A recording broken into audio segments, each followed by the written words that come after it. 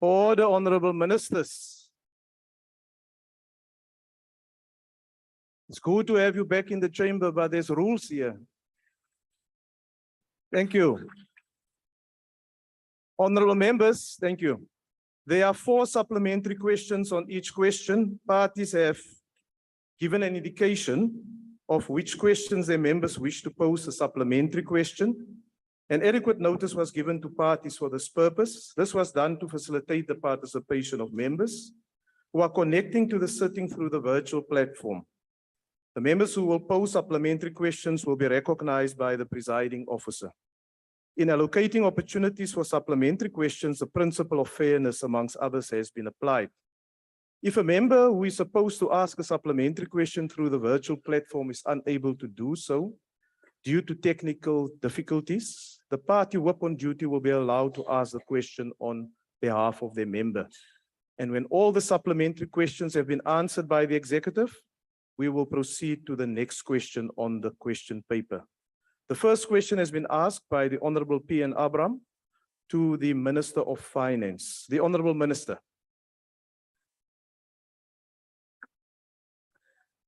Thank you, Honorable Chairperson. Yes, government is keenly aware that households are currently under great pressure from high and increasing inflation eroding their disposable income. Headline inflation has risen to 13-year high due to high food and fuel prices. In addition, the burden of high cost of living falls more on low-income households because they spend a relatively large proportion of their disposable income on basic necessities such as food and public transport. The main causes of the increase in prices are global or international factors beyond South Africa's control. This includes demand-supply mismatch because of the gradual receding of the threat of COVID-19 pandemic, as well as events such as the Russian-Ukraine conflict, which has driven the price of oil to almost historic high. Oil is one of the main inputs into economic activity, and South Africa is a price taker in this regard. Therefore, when the international price of oil increases, other goods also experience price hikes due to high transportation costs and the high cost of operating machinery in the manufacturing sector. Government has made specific announcements in the last budget in February, like the extension of social relief distress grant for another year, followed by further announcement after the budget to reduce the burden of high food and fuel prices on South African households. For example, on 1st of August 2022, the Minister of Trade and Industry suspended the anti-dumping duties on poultry imports from 5 countries for a period of 12 months. This should help reduce the price of poultry and providing much needed relief to consumers. The National Treasury and the Mineral Resource and Energy Ministry jointly announced on the 31st of March 2022 a temporary reduction in the general fuel levy of R1.50 per litre from Wednesday, 6th of April until 31st of May to provide relief to households from rising fuel prices. This relief package was further extended for 2 months until August 2022, 2nd of August 2022. Since then, the price of fuel has begun to fall moderately as international pressures recede. While the above interventions have been important, they cannot solve or permanently mitigate the impact of inflation. The South African Reserve Bank is responsible for monetary policy and will lead by taking steps with regard to the repo rate. More broadly, and over the long term, the government will continue to conduct macroeconomic policy based on stability and long-run predictability. This is important because it ensures that changes in cross-border capital flows and fluctuations in the value of the rand are minimized, which serves to prevent the prices of imports such as oil and other goods from changing too dramatically and for too long. Thank you. Thank you, Honourable Minister. The first supplementary question will be asked by the Honourable Abram. Siyabulela sihlalo wesihlalo. Ndibulele kumphathiswa ngale mpendulo. Nditsho ukuthi njengombutho omkhulu African National Congress siyayiqaphela le mpendulo futhi siyayixhasa. Kodwa sinayo into ethi mphathiswa ikhona into edinga ukuba yenzeke njengokuba utshilo kwimpendulo yakho ukuthi ukutya kwakunye netransport zizo zombini ezibetha abantu abazimpula zikalujaca ngamandla. Ubunkenenkene bemeko yethu ke ngokwezamafutha siyabuqonda ukuba akukho ezandleni zethu. Kodwa ke mphathiswa ndiyanqwena ndibulela kananjalo ngenzame esenizenzile njengesebe.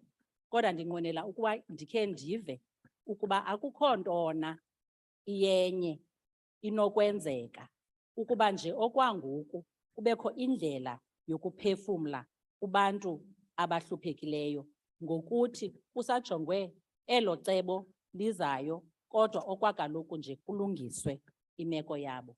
Enkosi. The Honourable Minister. As I've indicated, Honorable Chairperson, we have taken specific measures over the past few months when the prices were rising.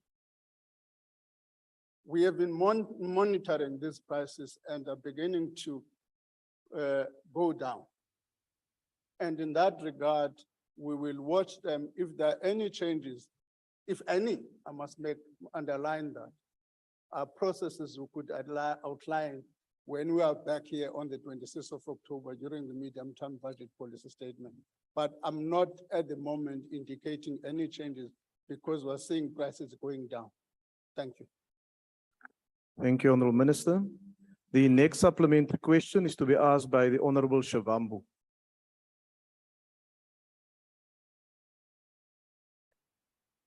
House Chair, the Deputy President of the EFF is being plagued by load shedding in his area, so I'll be taking the question. Please proceed.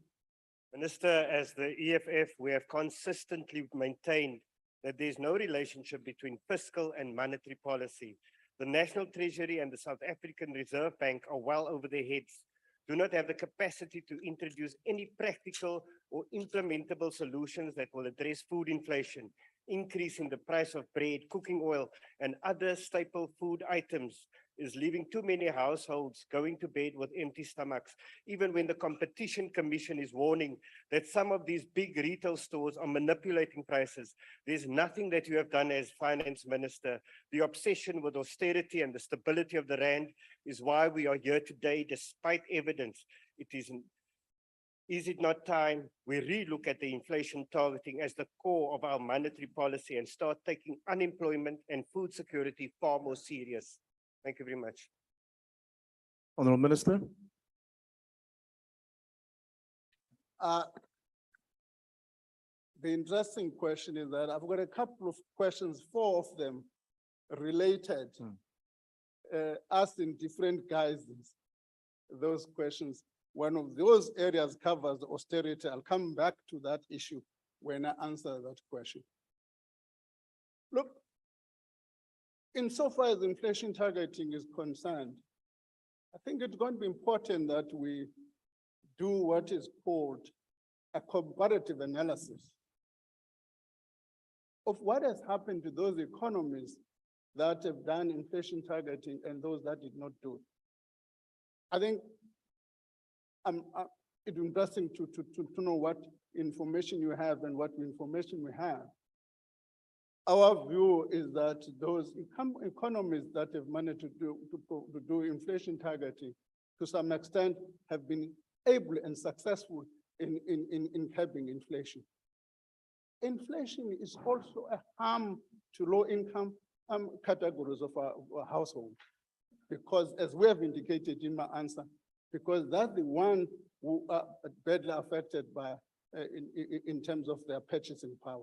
So it's quite important. I'm not, most of these things we normally provide them as slogans, but it's going to be important to have a scientific debate and provide evidence in this regard. Insofar as the austerity issue is concerned, there's a question coming. Let me deal with that issue as I deal with that question. This is one of the questions is dealing with that. I'll also respond to your assertion in that regard.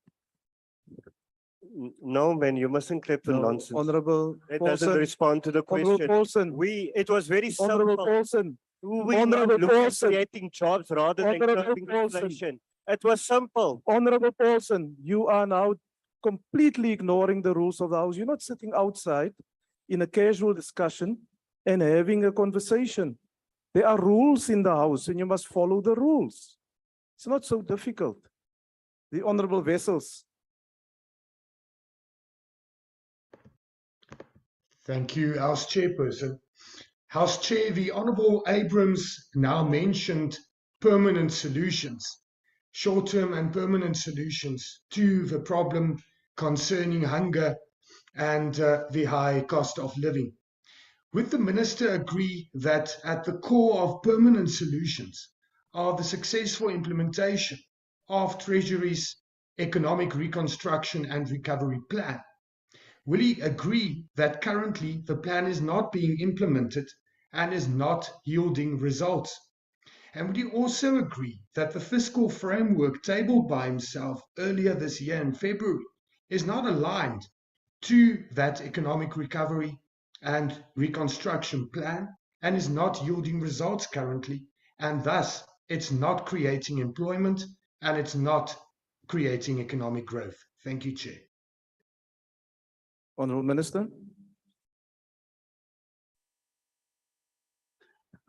Look, the South African economy is facing a number of structural constraints. And those structural constraints, some of them are being addressed in terms of what the honorable member is referring to. In fact, part of what that fiscal strategy we presented here is also intended to deal with those structural constraints. I agree that some of them have been implemented, but there are a whole range of issues which affect them. One of which, for instance, the electricity shortage we're confronting now, and they've been confronting us for the past 14 years.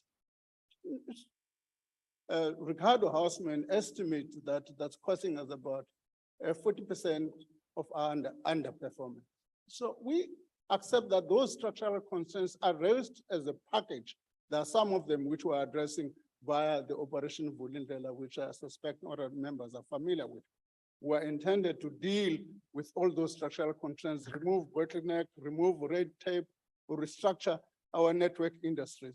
That's part of a whole package of removing the, achieving what I would call structural reforms to ensure growth. Obviously, we agree unemployment, poverty is a function of unemployment. Until we capture the unemployment issue successful, the job creation successful, we're not going to deal with hunger and poverty. Thank you. The last supplementary question on this question will be asked by the Honorable Sheikh Imam.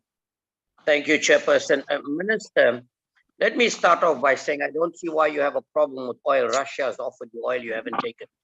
I don't see why we have a problem with wheat because of the war in Russia and Ukraine. We have some of the most arable land in the world. So that's the thing. Now the question is, further and more relief packages that we want to offer, based on the fact already a very high percentage of people in this country rely on some form of social assistance. Is that sustainable in the long run? If not, if economic growth through job creation is, why are we allowing so much of imports into this country when in fact we have the capacity to manufacture and boost job creation in the country? Thank you.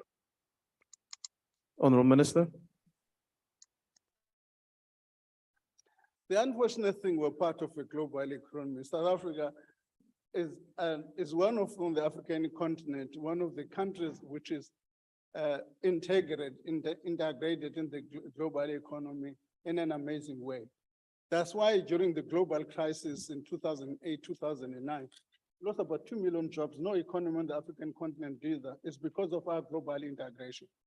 What that means, while we must do everything possible to produce things in the South African economy, we can't produce everything else. There's no way we could be having a comparative advantage on every product in the world. So the key question is, how do we grow those areas in which we've got a comparative and a competitive advantage in such a manner that we can grow this economy? So part of what we're talking about when we're talking about structural reforms is to ensure that we can also deal with those growth questions so that we should avoid importing products where we could have a comparative and competitive advantage. Thank you. Thank you, Honourable Minister. Honourable members, we will now proceed to question number 525 that has been asked by the Honourable D.T. George to the Minister of Finance. The Honourable Minister.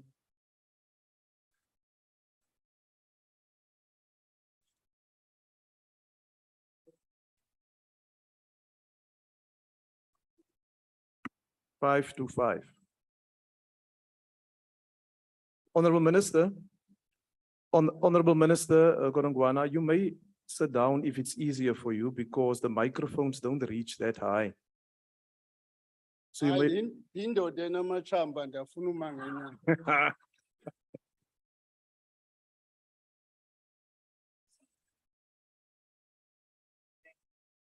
Okay, I'll stand up when I answer. Let me read this. You are still visible, Minister. Yeah, We can see you. Let me read this, okay. That's why I was saying most of these questions are almost similar, but crafted in different ways. You will see even this one is similar to the previous question. It is it is government as a whole, not one department like National Treasury, that responds to any pressures that the people of this country or any community faces. The primary instrument for doing so is the budget tabled in February every year, and the adjustment budget presented in October. Where there are specific pressures in between, government sometimes responds with a further addition budget or appropriation bill as it did in 2020 and 2021 following COVID-19 pandemic. Government has taken steps in the budget to provide relief to help households experience high food and fuel prices, including to continue with the social distress relief grant of 350 per qualifying person. Food inflation increased to its highest level since January 2017 and is mostly driven by high prices of bread and cereal as well as meat prices, particularly poultry. Following the budget and the impact of the Russian conflict, stepping up its conflict with Ukraine, resulting in further increases in food and energy prices. The Trade and Industry Department has suspended the anti-dumping duties on poultry imports from 5 countries for a period of 12 months to help reduce the price of poultry or chicken prices. The National Treasury, jointly with the Mineral Resources and Energy Ministry, he has not paid me yet. The National Treasury, jointly with the Mineral Resources and Energy Ministry, have announced temporary reduction on 31st of March 2022 in general fuel levy of R1.50 per liter from Wednesday, 6 April and 31st of March 2022 and extended for 2 months until 2nd of August 2022. These measures were adopted to support households during these challenging times. As we now aware, inflationary prices have accelerated globally, including the USA, the UK, EU, and central banks in these and other countries have begun to respond aggressively by raising interest rates. There has been no announcement of any intention to increase the number of food items that are zero rated for value-added tax. The current basket of food items are zero rated, are well targeted towards poor households. In 2018, when the VAT rate increased from 14% to 15%, the Minister of Finance appointed a panel of independent experts to consider and review the list of zero-rated food items. Through this process, 2 food items, white bread, wheat flour, and cake wheat flour were added to make the current list of 21 food items. The analysis of the independent panel indicated that extending zero-rated to further food items would be inefficient, since high-income households tend to benefit more from such measures. Thank you. Thank you, Honourable Minister. I now recognize the Honourable George. Thank you, Chairperson.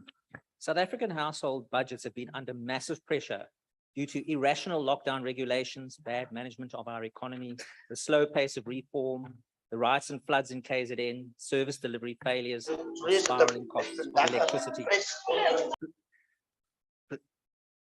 Just hold, Honourable Member. Chief Whip, can you contact that member, please? Honourable Moss. Tell her she's disrupting the question session, please. Thank you. Producer price inflation drives consumer price inflation, and that grew 18% year on year in July. This is driven by global supply situation arising from Russia's war on Ukraine that won't be ending soon. The DA has a plan to tackle the hunger crisis and bring meaningful relief to millions of households. Our plan will cut fuel taxes and levies to lower the cost of transport, reallocate the 50 million food aid to Cuba to feed hungry people at home, drop import tariffs on some food items, provide private title to all land reform beneficiaries on state land and land holders in communal areas. The DA has proposed to add items to the basket of zero-rated food items to help households put more food on the table. This should include chicken, beef, tinned beef, whole flour, margarine, peanut butter, baby food, tea, coffee, and soup powder. This does not need to wait for the budget in February, and indeed it can't. Starving South Africans do not have time to wait. Minister, I heard what you said about nothing's going to happen, but you need to give a commitment. Will you give a commitment that you will act immediately to make these food items more affordable to starving South Africans? Thank you. Thank you. Before the Honourable Minister, before the Honourable Minister respond, Honourable Minister, before you respond, I was just informed that there's no audio on the virtual platform. There is audio. Please proceed, Honourable Minister. Yeah. You know, I was saying to Minister Mandashe, now I'm good, I'm reading that we agreed together. He promised to pay me back. He has not paid me back yet. So let me just say, Honorable George, one of the things I've not done in my life, even as a trade union, I've never promised things and I can't deliver. What I'm not going to do is to mislead this house.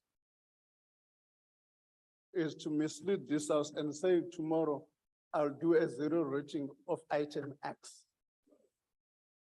As you have seen here, most of these items, a panel of experts did an assessment and came to a conclusion, not because your neighbor or your child said this thing is expensive, came to a conclusion which items would make economic sense, in particular for the vulnerable communities.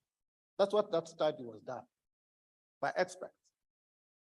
So the last thing I want to do here, being not an expert, I'm not an expert, I'm not going to claim to an expert. Mandashe knows I spent my whole adult life organizing people to strike. That's a skill I've had for 3 decades. So, yeah, so did that for 3 decades with perfection. So what I could really do, I normally trust expert advice. Order, Honourable Members. Order, Honourable Members. Honourable Minister, So, please address the chairperson rather than not those in front of you. oh, okay, thanks. All I'm trying to say is that I'm more than subject. If the proposal of the honorable member says to me, are you prepared to subject the following items and expect analysis?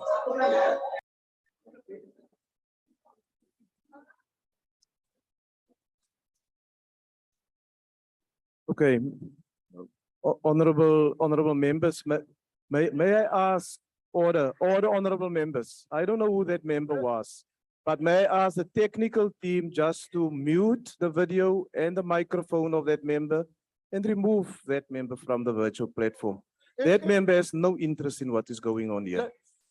let me- Honorable let me- Minister, Let me say, if the honorable member's proposal is, am I prepared to subject the items as referred to an expert analysis? The answer would be yes. Thank you, Mr. Chair. the next follow-up question is to be asked by the Honorable Mashwangani.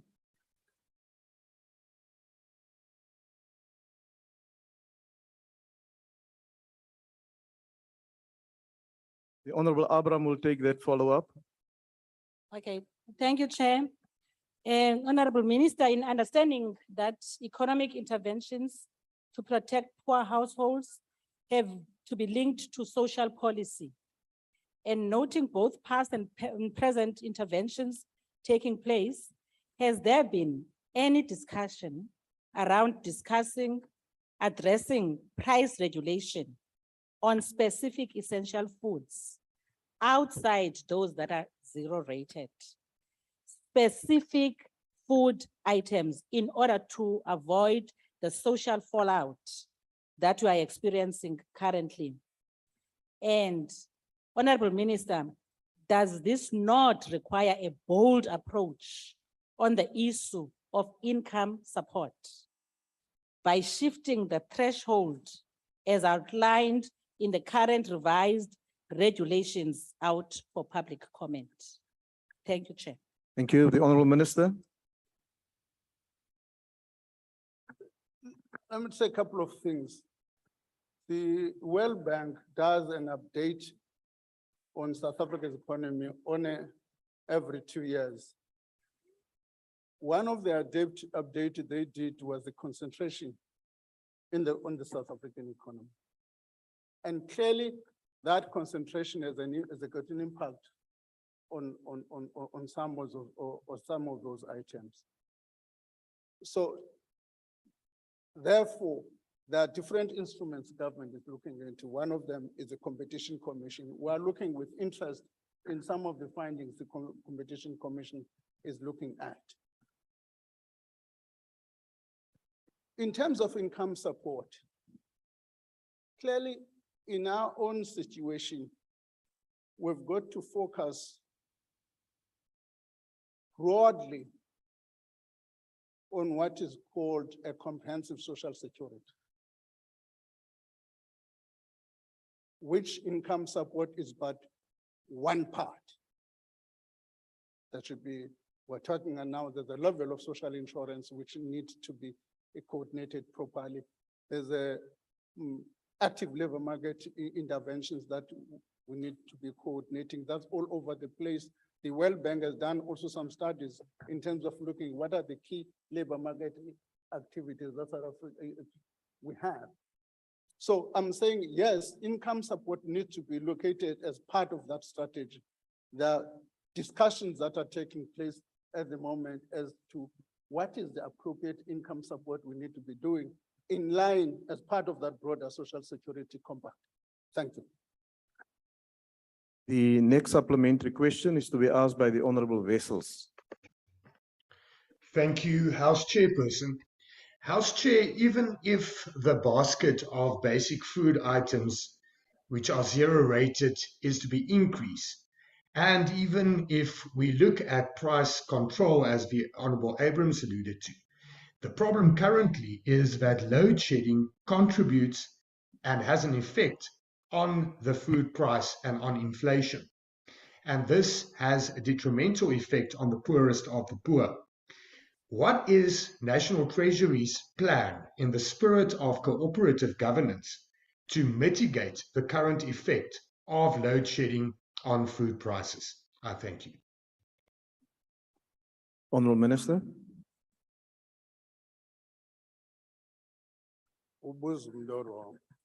Mr. Load Shedding now.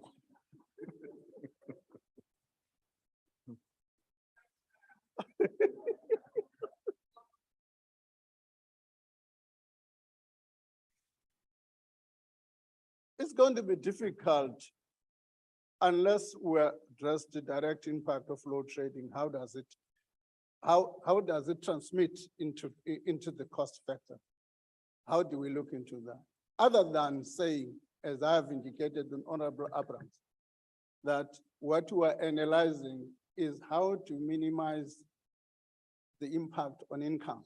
In other words, what instruments of income support we need to be delivering to support the vulnerable communities.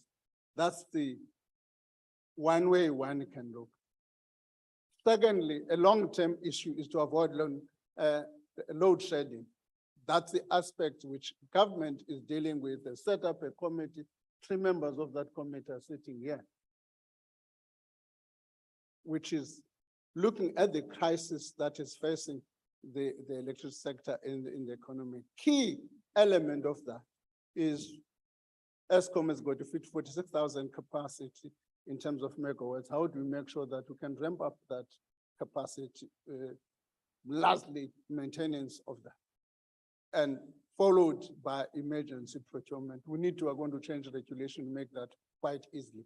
So, but from where we sit at the moment is we're looking at different income support measures, which probably, if we're ready, will by the 20th of October, we can make some comments in that regard. Thank you. The last supplementary question will be asked by the Honorable Sheikh Imam. Thank you, Chairperson. Minister, of course, government's intention was very good in zero rating bread and flour. But I can assure you, Minister, it had made absolutely no difference. On the shelves of the supermarkets, the prices remained the same. The only people that laughed all the way to the bank was business, and that was the retail sector. And further to that, Minister, there is price fixing if you go to the entire food chain in South Africa, because there's a monopoly.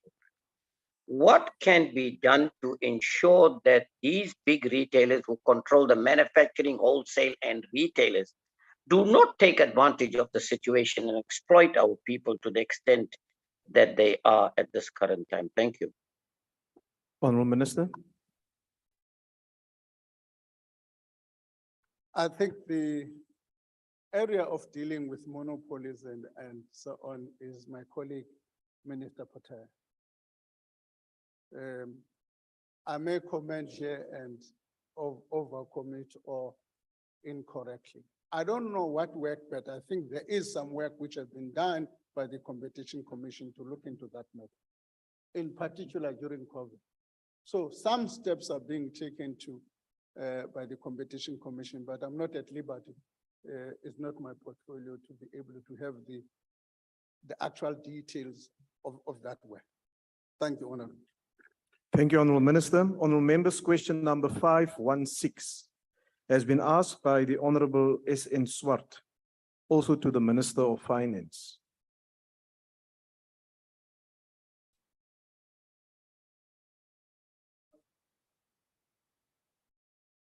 The government has noted the outcome of the 2021 Financial Action Task Force mutual evaluation, with the presidency and cabinet prioritizing the need to take remedial steps to address the deficiencies identified in our anti-money laundering and terror financing framework. These steps would allow South Africa to avoid being placed on a FATF grey list, and more importantly, improve South Africa's capacity to deal with the financial crimes and corruption. Government has already introduced 2 bills in the National Assembly in July and August 2022 to address deficiencies in our legal framework, to address technical compliance, the deficiencies relating to the adequacy of laws and frameworks in relation to the 20 FATF recommendations that require updating and strengthening. The 2 bills are the General Laws in brackets Anti-Money Laundering and Combating Terrorism Financing Amendment Bill, and the Protection of Constitutional Democracy Against Terrorist and Related Activities Amendment Bill. Both bills are currently being processed in Parliament, and if enacted into law before the end of this year, will represent a substantial and critical step towards preventing grey listing.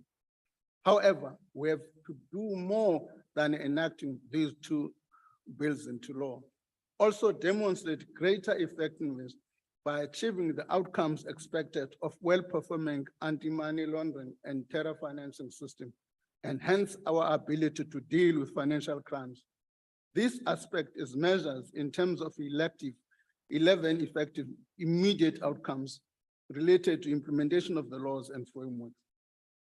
The Minister of Finance is leading the process to prevent grey listing, supported by the government established in Interdepartmental Committee on Anti-Money Laundering and the Combating of Financing of Terrorism, which is chaired by the Director General of National Treasury and includes many government departments and agencies responsible for implementing the legal framework and improving the effectiveness.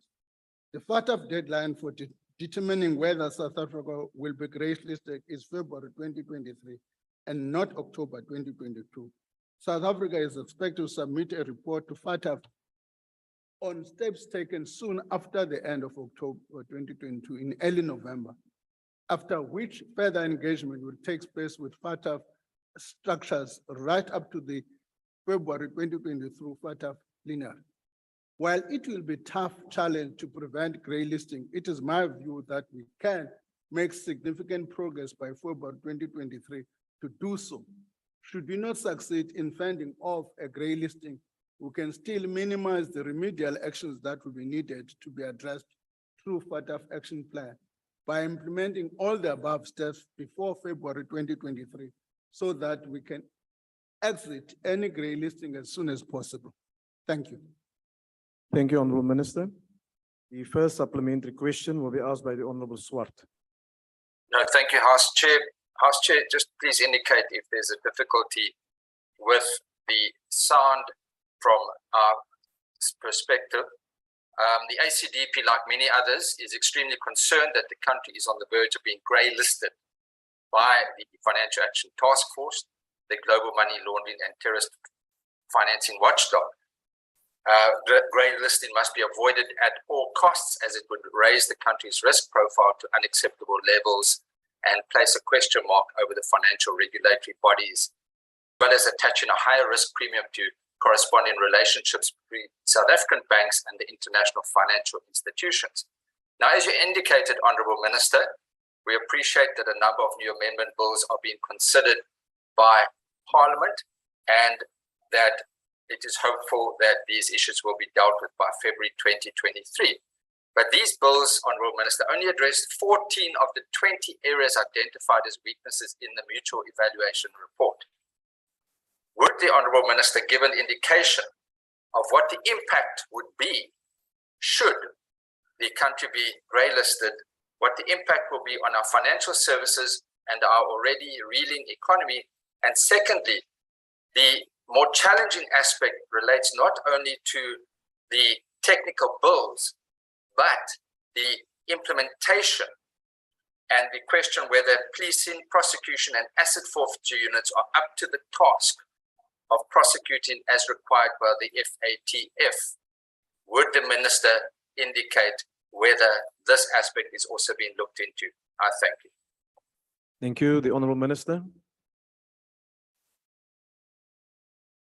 I think there are two related questions. The first one, what is the likely impact? Earlier on, I indicated how the South African economy is integrated into the global economy. Clearly, if we're grey listed, it's likely to have a huge impact, particularly on our financial sector. That's why we ourselves are spending sleepless nights to deal with this question.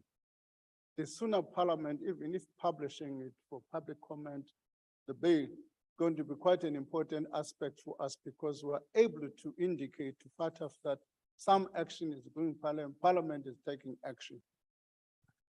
So that's one set of issues. The second set of issues is the institutional part and the ability to move on this issue. I've made reference in the statement that we've got an interdependent technical team led at a high level of government by the DGs, led by the DG of National Treasury. That team is looking at the implementation of this area to the extent that our security cluster need resources to be able to deal with this is a matter we need to attend to.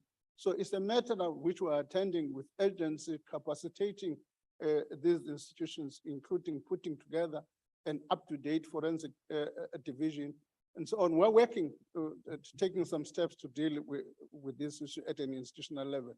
And I'm quite confident that that team is going to produce a good results. The second supplementary question will be asked by the Honorable Abram.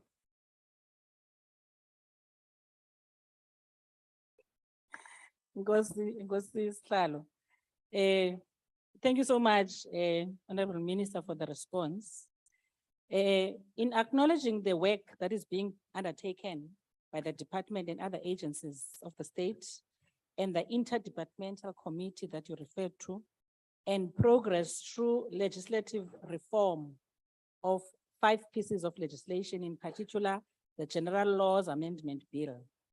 It seems clear, Honorable Minister, by your response, that the complexity of the technical compliance deficiencies identified will result in the country being drawn into remedial action. Is there better cooperation taking place from the financial sector, who are the primary source of negative country mutual evaluation report we have received? Thank you, Chair. Honorable Minister. There's definitely a working together with the financial sector.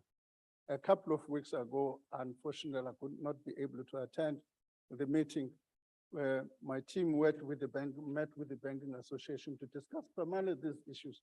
And we'll continue to interact over the next few months up to February with the financial sector in order to ensure that we work in tandem and work together to avoid, I think all of us want to avoid gray listing to the extent that there could be, the impact should be minimal.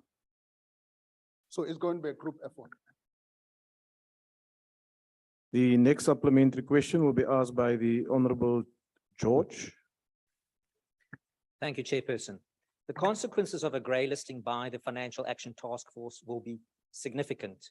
It will not only become more difficult for local banks to move money internationally, it is likely that banks in other jurisdictions, such as the USA, United Kingdom, and European Union, will be reluctant to transact with local banks and other financial institutions. One of the key problems FATF has with South Africa is that perpetrators of money laundering and terrorist financing are not identified and prosecuted. Resolving this FATF concern requires cooperation between the National Treasury and the Security Cluster. You mentioned the acting DG of the National Treasury. Minister, how is this being coordinated? And why has one person in the presidency not been assigned the responsibility to coordinate efforts in making the changes necessary to avoid grey listing? Thank you. The Honorable Minister. Because when we get somebody from the presidency coordinating, everybody says, hey, we've got a presidency that is centralizing power. When I think for now, the need has not come to the level where we say there's no proper coordination, there's no proper within the security cluster. Even in cabinet, at the level of cabinet, the security cluster, I'm a member of that committee. So there is coordination, which in my view, at the moment does not necessarily need that level of coordination. We don't think that things are falling apart.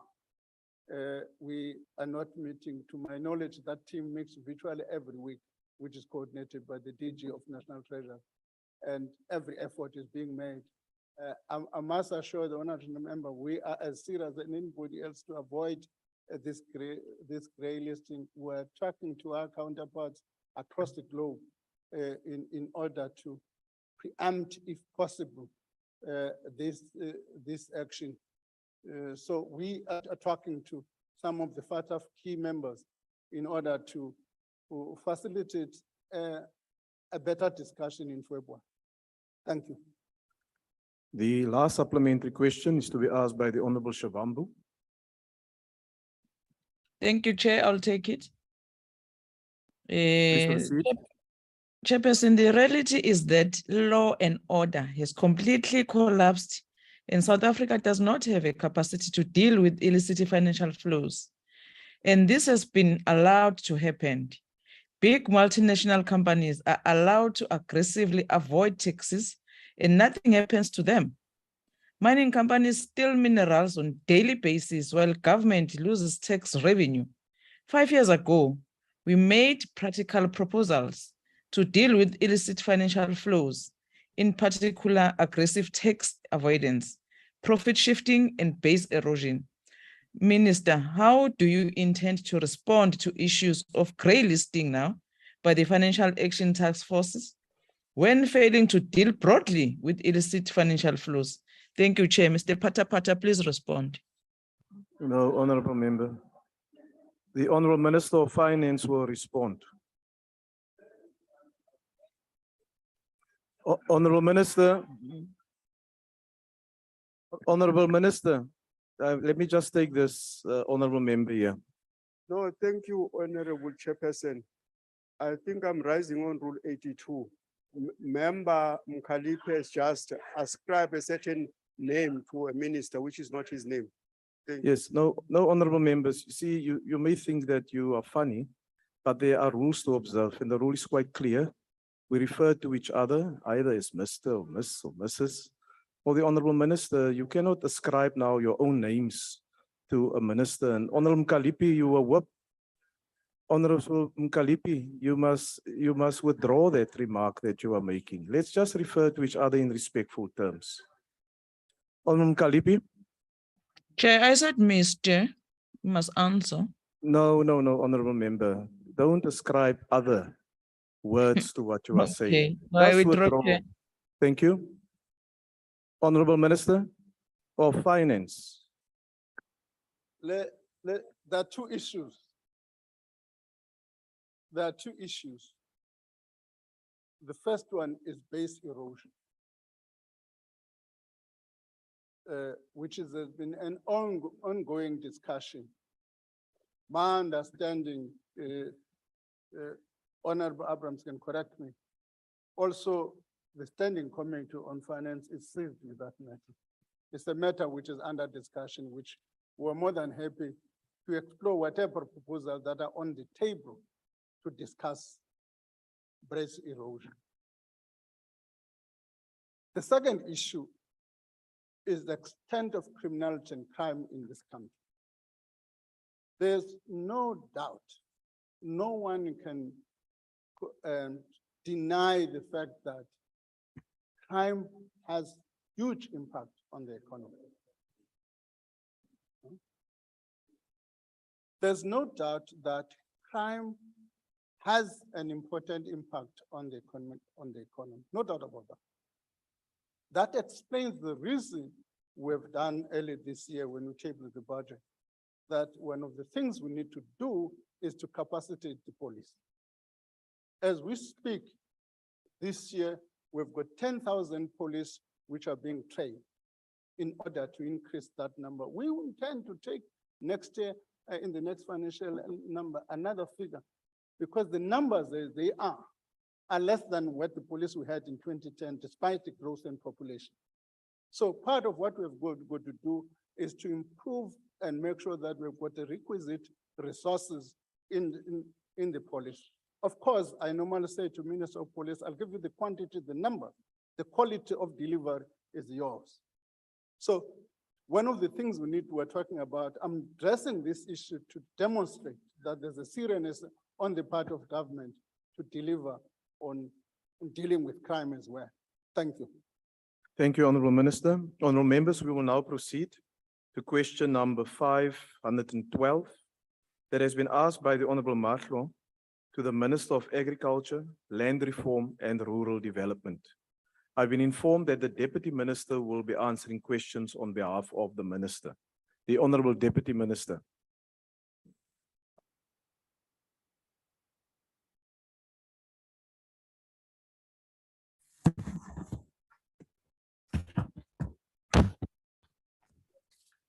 Thank you very much, Honorable Chair.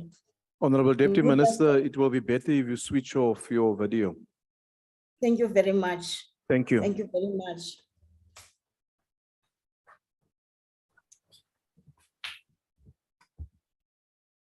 It's still on, Honorable Deputy Minister. Thank you very much. Thank you Thank very you. much, Honorable Chair of the House and honorable members.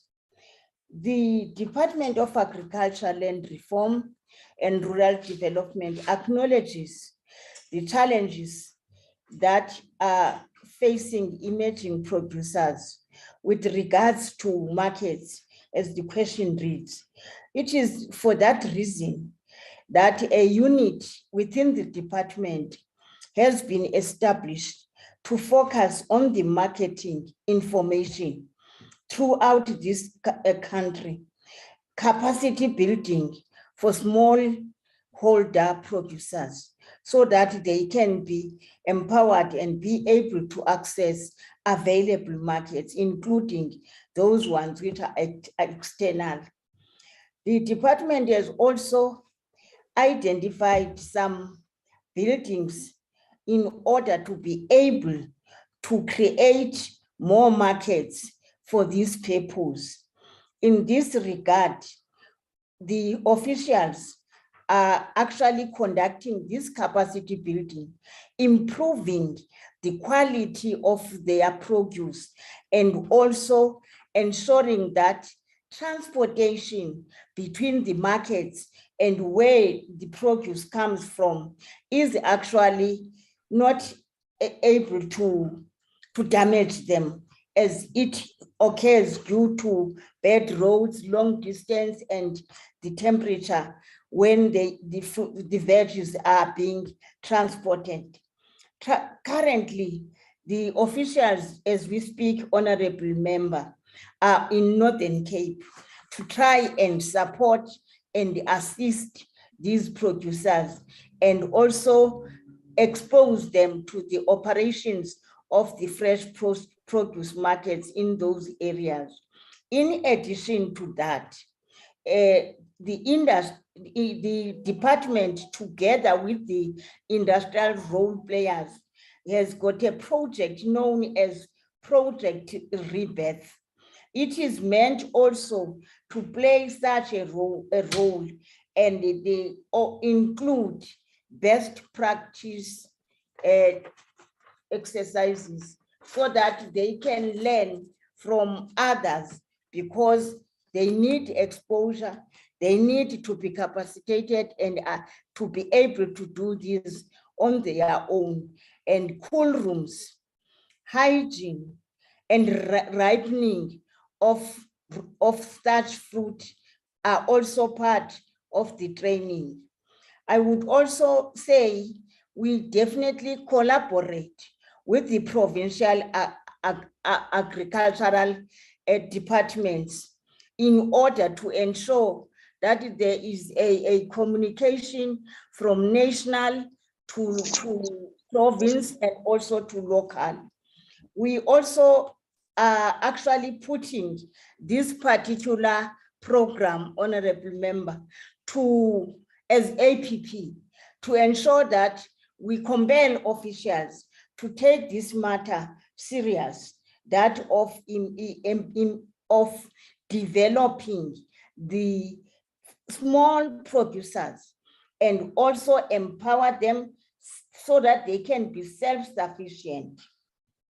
Some of these areas that have absolutely no market at all, they actually go to the shops around, etc., to sell their produce. This is one of the priority that we are trying by all means to establish these facilities. It's only KZN and Free State that at least do not only have markets, but also they have facilities in rural areas that they are improving in order to support these communities. Honorable member. Thank you, Honorable Deputy Minister. I now will request the Honorable Maslow to ask the first supplementary question. Thank you, Honorable Chairperson. Good afternoon to my fellow colleagues in the sittings. What is the plan of the department to ensure that South African agricultural produce, especially emerging producers, have adequate and reliable access to market in order to evade production loss due to non-availability of the markets to sell their produce, to sell their product produce, as access to the market remains one of the biggest challenges facing the fresh produce export market in the Republic of South Africa. That is only creating some challenges in terms of improving our balance of trade. The plan, honorable member, maybe let me start by saying it is also in our major plan to actually access local markets as well as institutions where this market can actually survive at a big scale.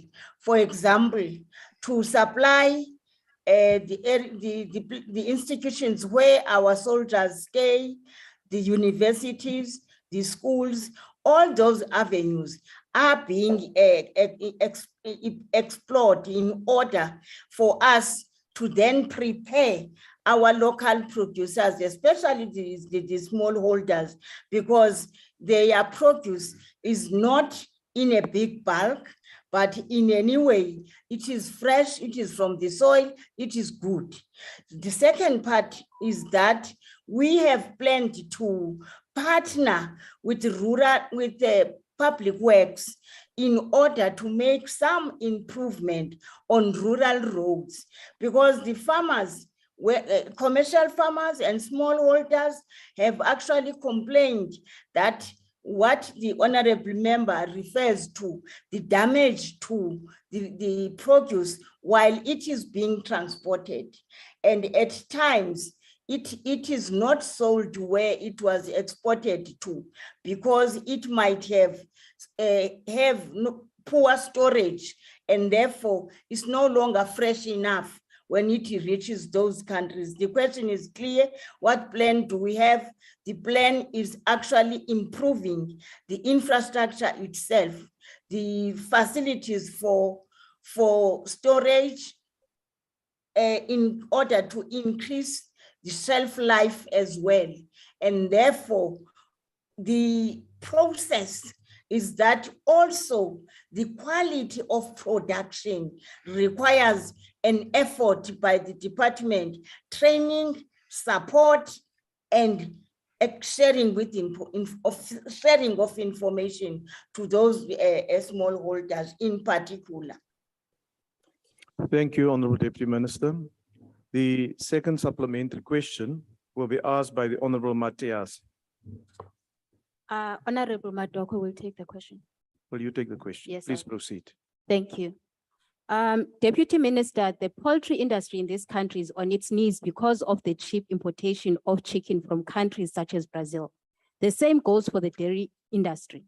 At some stage, the country produced sufficient wheat for own consumption and for exports, but today we're a net importer of wheat.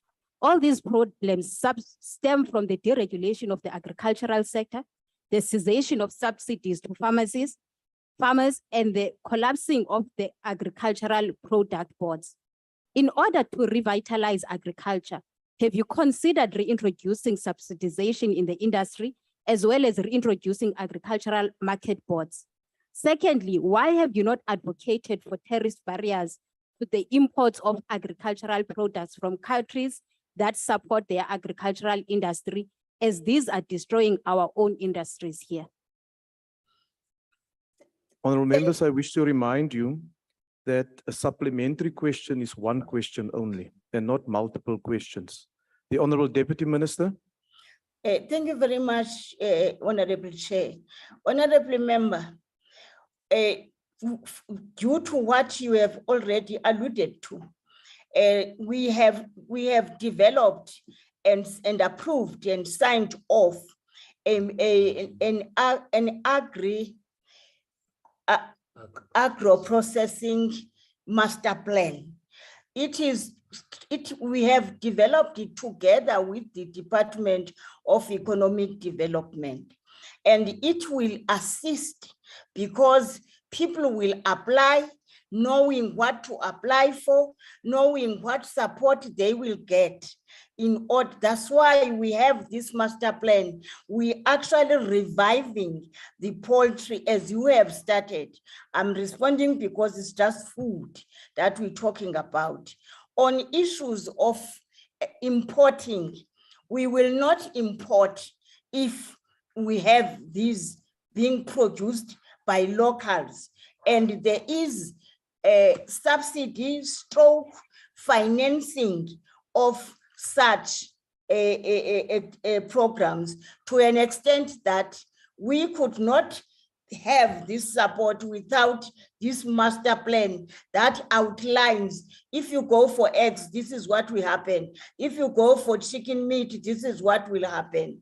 And I think it has been signed, it is popular because people have begun to apply. The next supplementary question will be asked by the Honorable Sheikh Imam. Thank you, Chairperson. Deputy Minister, I think you are aware that the canning factory in Ashton has closed, which is now going to affect various sectors. But more importantly, the entire town will end up being a ghost town because all these people rely entirely on this canning factory there for jobs. Is there any intervention from government to save the agricultural sector, particularly in Ashton, and also the canning factory, so that we can try and sustain those jobs? Thank you. The Honorable Deputy Minister. Thank you very much, Chair. In line with the first question, that there are smallholders, there are commercial ones, and what plan do we have? Our plan is the one that is outreach, us going to them. That's why I was saying, Honorable Member, our team is in Northern Cape today. We are quite aware, but there are also plethora of challenges that contribute to the death or decline of most of our projects. And it is therefore our duty to actually, because we are actually working with the provinces, we are actually meeting with the MECs in a MINMAC, so that also we have regional offices in the provinces where we are able indeed to be fully informed of what happens in each region. While I cannot exactly say I know what is happening there, but definitely sure we are going to get into it, because these quarterly meetings or monthly meetings with the MECs give us that light so that we can respond accordingly. In any way, whatever has gone wrong in Ashton, it will fall under these programs that are budgeted for. If it's poultry, if it's fruit and veg, if it's maize, all those are categorized in our budget, and we are able then, once we are informed, to intervene, find challenges, work on challenges, build capacity, empower communities, and all systems go. Thank you. Thank you, Deputy Minister. The last supplementary question will be asked by the Honorable Swart on behalf of the Honorable Hendricks. Thank you, House Chair. I think this is a first, but as the ACDP, we're always ready to help a colleague when in need. So Mr. Hendricks' question to the Deputy Minister is, what will the department do to assist young entrepreneurs from rural areas to gain access in all three sectors of the economy by the acquisition of suitable land, which can be used to grow crops, process the field, and to make an impact into the tertiary sector of the economy? Thank you, House Chair. Honorable Deputy Minister. Honorable Member, you will remember that in all efforts, our government has actually identified the need to focus on young people, to actually assist them with land acquisition, with finances that are specialized for themselves. We also to start their own businesses. We have met, we have a discussion together with the Department of Small Business Development. And we have a joint tours to inform those communities out there what is in the menu for the young people. We do this because we want also to introduce them or encourage them, those who are already in there, support them to engage in agriculture, see agriculture as a type of development and commercialization in order to have economic innovations, initiatives at the rural space. On issue of land, most of the land that the minister was actually giving out, those which were owned by the department, most applicants were young people, and they are also being supported, given some sort of initiative to be able to kickstart their businesses. We also do this with NIDA, and NIDA is fully on board on that one. And lastly, Chair, the land issue on the rural areas, there has been a process which awaits cabinet approval, that of how to utilize and how to invest in the rural stroke customary land. And post that summit, which was for input by rural communities themselves and their stakeholders, we now have recommendations that there will be an effort to upgrade the permission to occupy certificate and make it to have a level and value of a title deed, so that when people engage in rural areas, they have access to investors, and our young people can actually thrive. And we are also very careful that we will have to deal with the issues of boreholes, working together with MISA and Minister Nkosazana, so that the other issue is drought, where these young people are, and therefore— Honorable Deputy Minister, your time is now expired. Thank you. Thank you. Question number 514 has been asked by the Honorable Gancho to the Minister of Forestry, Fisheries and the Environment. The Honorable Minister. No, you didn't want me to be your minister. Thank you very much, Honorable House Chair. After concluding the Oceans Economy Master Plan, our department is in the process of consulting with fishing communities on the implementation plan. Consultations took place in KwaZulu-Natal and the Eastern Cape from the 1st of August to the 2nd of September.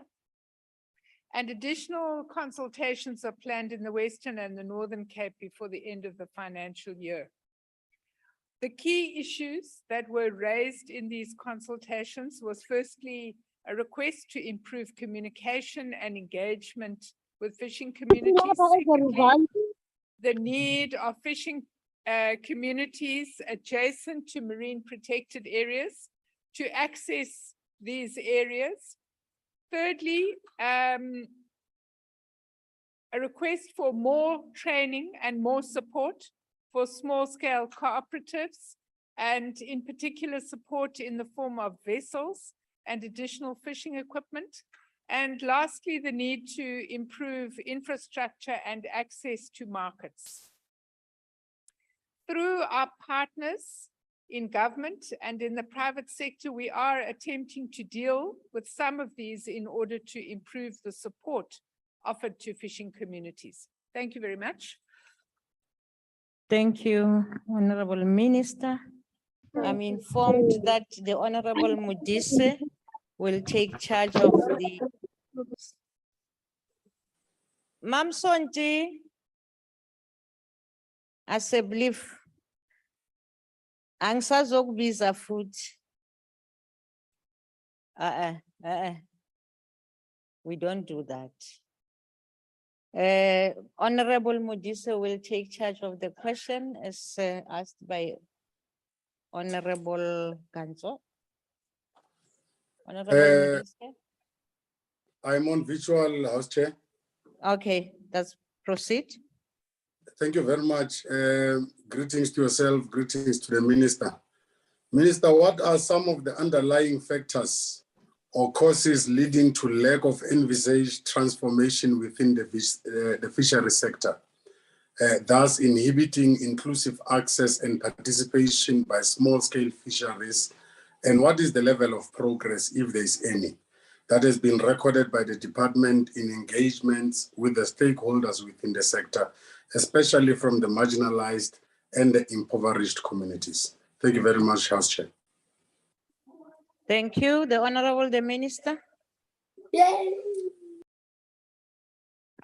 Honorable Modise, thanks very much for the question. I think that the way in which the Marine Living Resources Act defines two categories of fishes. The one category would be the commercial sector, which is managed through the commercial rights allocation process.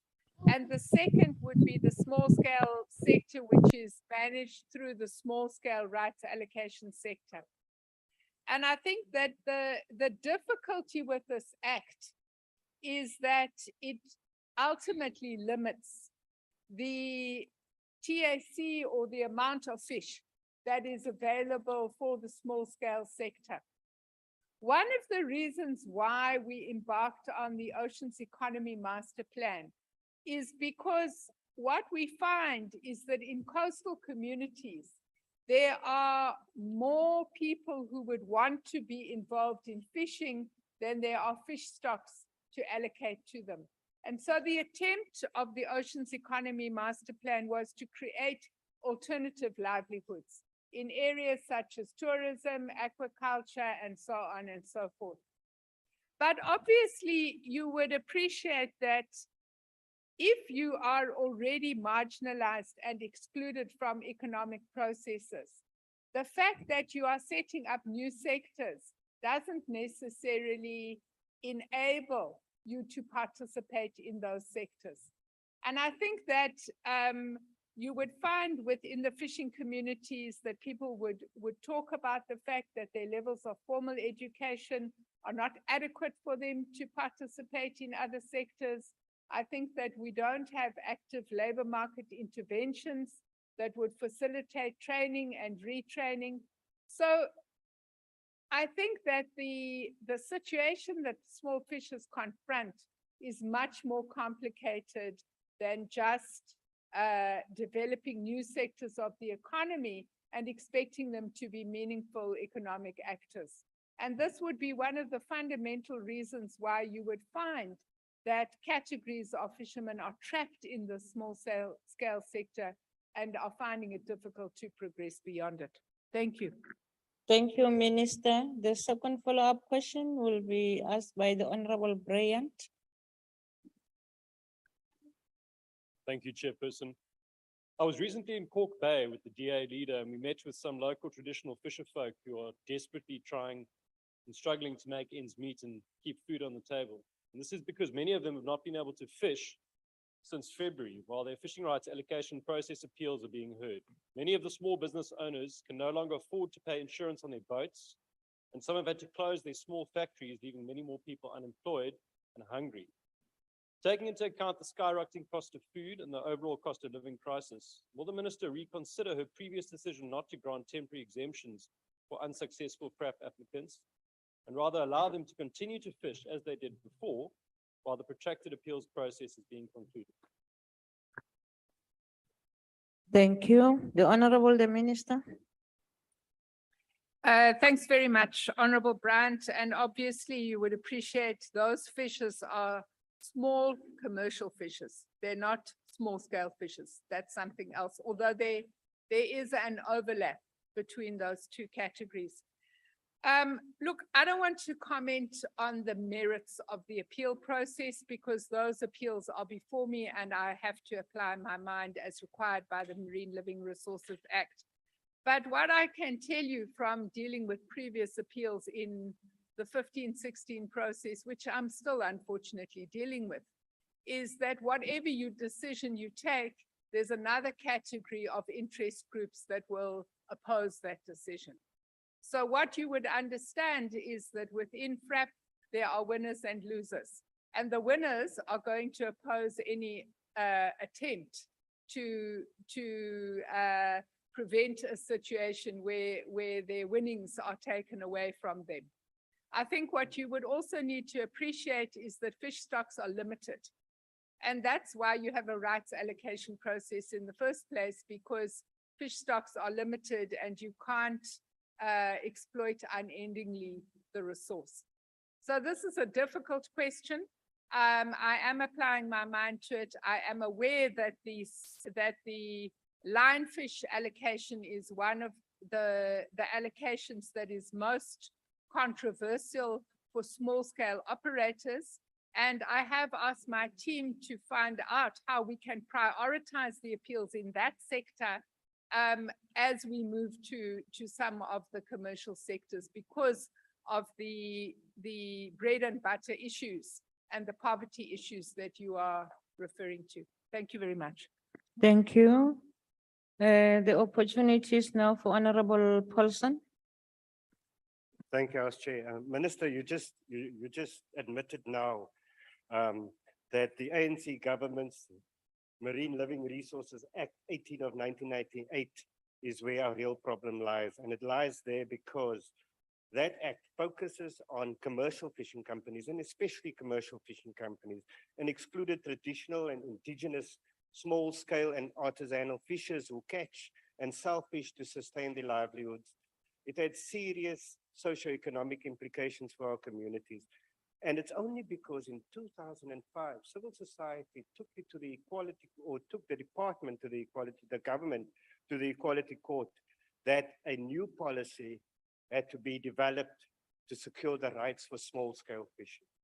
Minister, given our communities have suffered because of the ANC's injustice, would you agree that the best way to address this and the most decent thing to do before the ANC loses power in 2024 is to completely scrap? Thank you. Your time is up. That acknowledges your time is up, Honorable Paulson. From Paulson. the outset. Honorable members, I don't want to remind you all the time about the time. Honorable Paulson, you don't do that in the House. Once your minute is finished, I'm stopping you because we know the drill, we know the rules. Honorable, House Chair. no, I never recognized you. Please take your seat. Honorable Minister. If there's any justice in this world, one day you will deal with fisheries and I will enjoy asking the questions. But I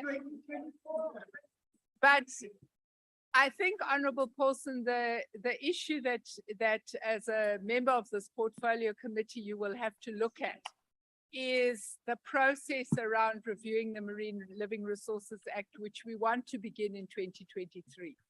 And obviously that is going to be a complicated process because of the vested interests on all sides. And because there's a lot of interest in this question. But I think that one would have to consider whether having this bifurcated system is a long-term viable system, given the transformation issues that Honorable Modise and yourself were talking about. But I think that this is going to require extensive debate and discussion, and it's not going to be easy. Thank you very much. Thank you. The next follow-up, Honorable Singh. Thank you very much, Honorable Chairperson. Honorable Minister, I want to agree with you that, we need to balance ocean sustainability for current and future generations. But at the same time, we need to ensure convivial conservation, where small scale and particularly subsistence fishers have a place in the sun. Now, we hear big figures, Honorable Minister, of 177 billion rand for the oceans economy by 2030, but I know it doesn't include fishing only, but other related development projects. Is this a pipe dream that small-scale fishers at the end of the day are going to benefit from these kinds of programs? And on consultation, which you gave an answer, can we be assured that everybody who is a small-scale fisher has been consulted, particularly in KZN, because you know we've had such problems before? Thank you very much. Thank you, Minister.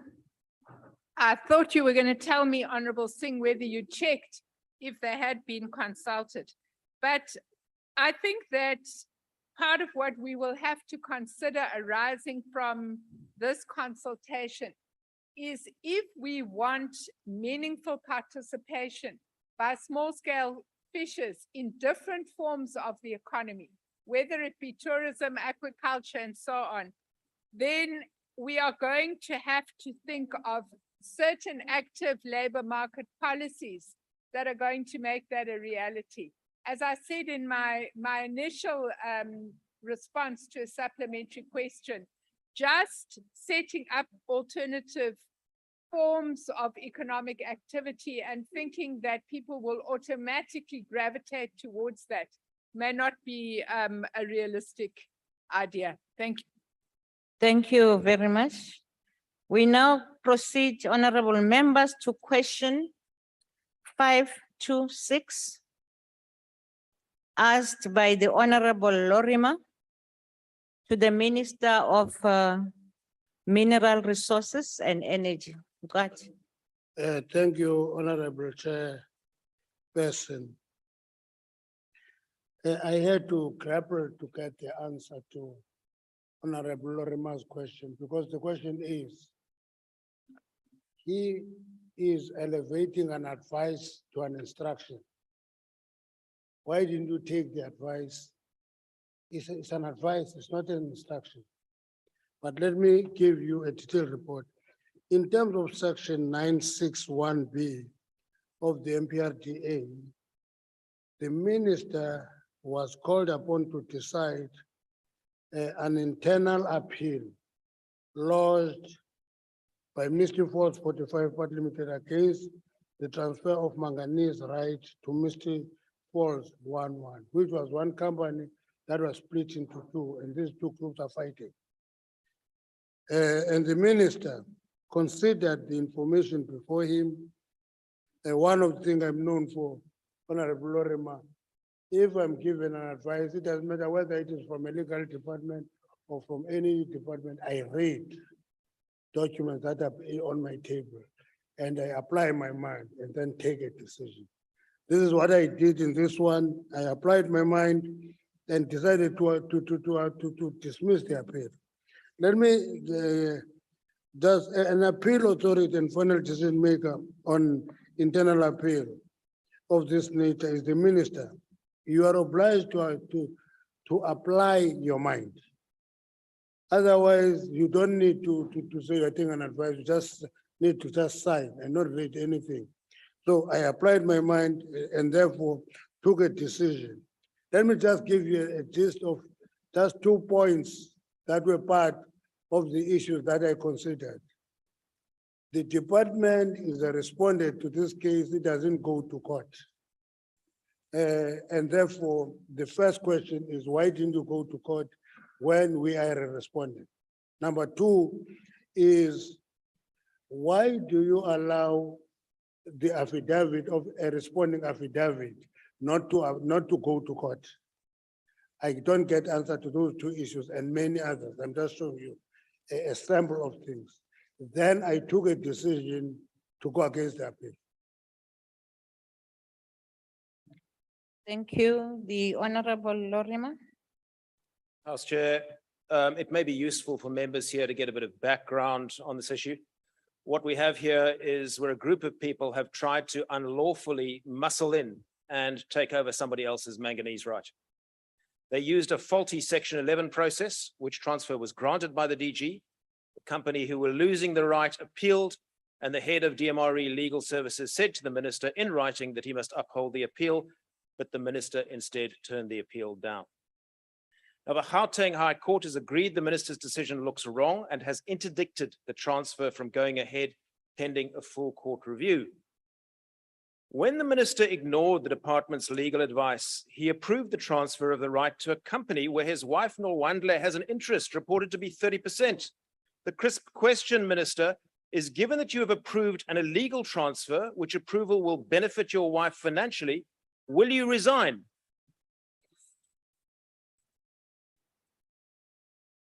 The Honorable. Thank you. Honorable Minister, there's a point of order. Let's wait for it. What is it?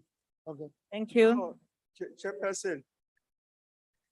Chairperson, I think a serious allegation is made here. I think it must come through a substantive motion. Thank you. Rule 85. Thank you very much. The order is sustained that if you have such issues, you have to bring them on a substantive motion. And I agree. Thank you. Yes, Honorable Member. House Chair, if a matter is a statement of fact, I don't think that it is something. Honorable Member. Okay, may I please finish my point? Honorable Member, I have ruled on this matter. If you have to bring that, you must bring a substantive or a motion according to Rule 85. That's how we leave it. Thank you. Honorable Minister, it's your prerogative to respond.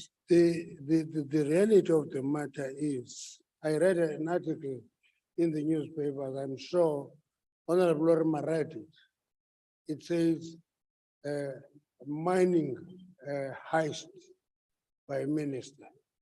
Now, when you are a minister, one of the things that happen is that abuse and insult are an occupational hazard. When they don't happen, no, I'm coming to you. Don't howl. Don't howl. Just listen. Now, the reality of the matter is that case is still before the court. Because I told you the shortcomings of the first one when that interdict was granted. I want to remind you, one time I was shouted here about a case by DNG. And again, no one has sent an SMS that says this, but the court couldn't prove that. So these things that you preempt a court outcome and state it as a fact is going to be a problem one time, because you read newspapers, you listen to howling, and you state as a fact under the privilege of the House. So the reality of the matter is that Nolwandle doesn't have an interest there. I'm telling you, I'm stating it to you. There's no interest there. Nolwandle is active, is my wife, is an adult. She has a background in mining. Because when I worked in the mines, she changed her profession and worked in the mines where I was. That doesn't make her having an interest in every mining transaction that moves. So don't state it as a fact when it is not a fact. Thank you. We proceed now and ask the Honorable Lozipho to state the second follow-up question. Thank you, House Chair. Order, can we have order? We want to hear what the members are asking. Proceed. Honorable Minister, since the MPRD does not contemplate two mining right holders mining for the same mineral on the same piece of land, what were the distinguishable differences between the mining work programs as well as the social and labor plans of Misty Falls 11 and Misty Falls 15 in respect of the Caripan mine to warrant the transfer of the mining right from one mining company to the other? Link this also to the transfer of mining rights conducted with requisite approval and authorization from the Department of Agriculture, Land Reform and Rural Development, as Maremane Communal Property Association is not allowed to lease land for mining operations without prior written consent of the minister. Thank you very much, House Chair. Thank you. The Honorable the Minister. In mining, Honorable Chairperson of my portfolio committee, when a mining company gets split into two entities emerge out of that company, and they go through various processes. That's why I turned down this appeal and said, allow these people to take their fight to court, because it's one family, it's one group fighting over one license. Therefore, to take a shortcut in the department is dangerous. They must go to court, settle their case, they appeal it, and they deal with it. Once it is settled by the court, I oblige. Thank you. Ms. Madokwe, the opportunity is yours.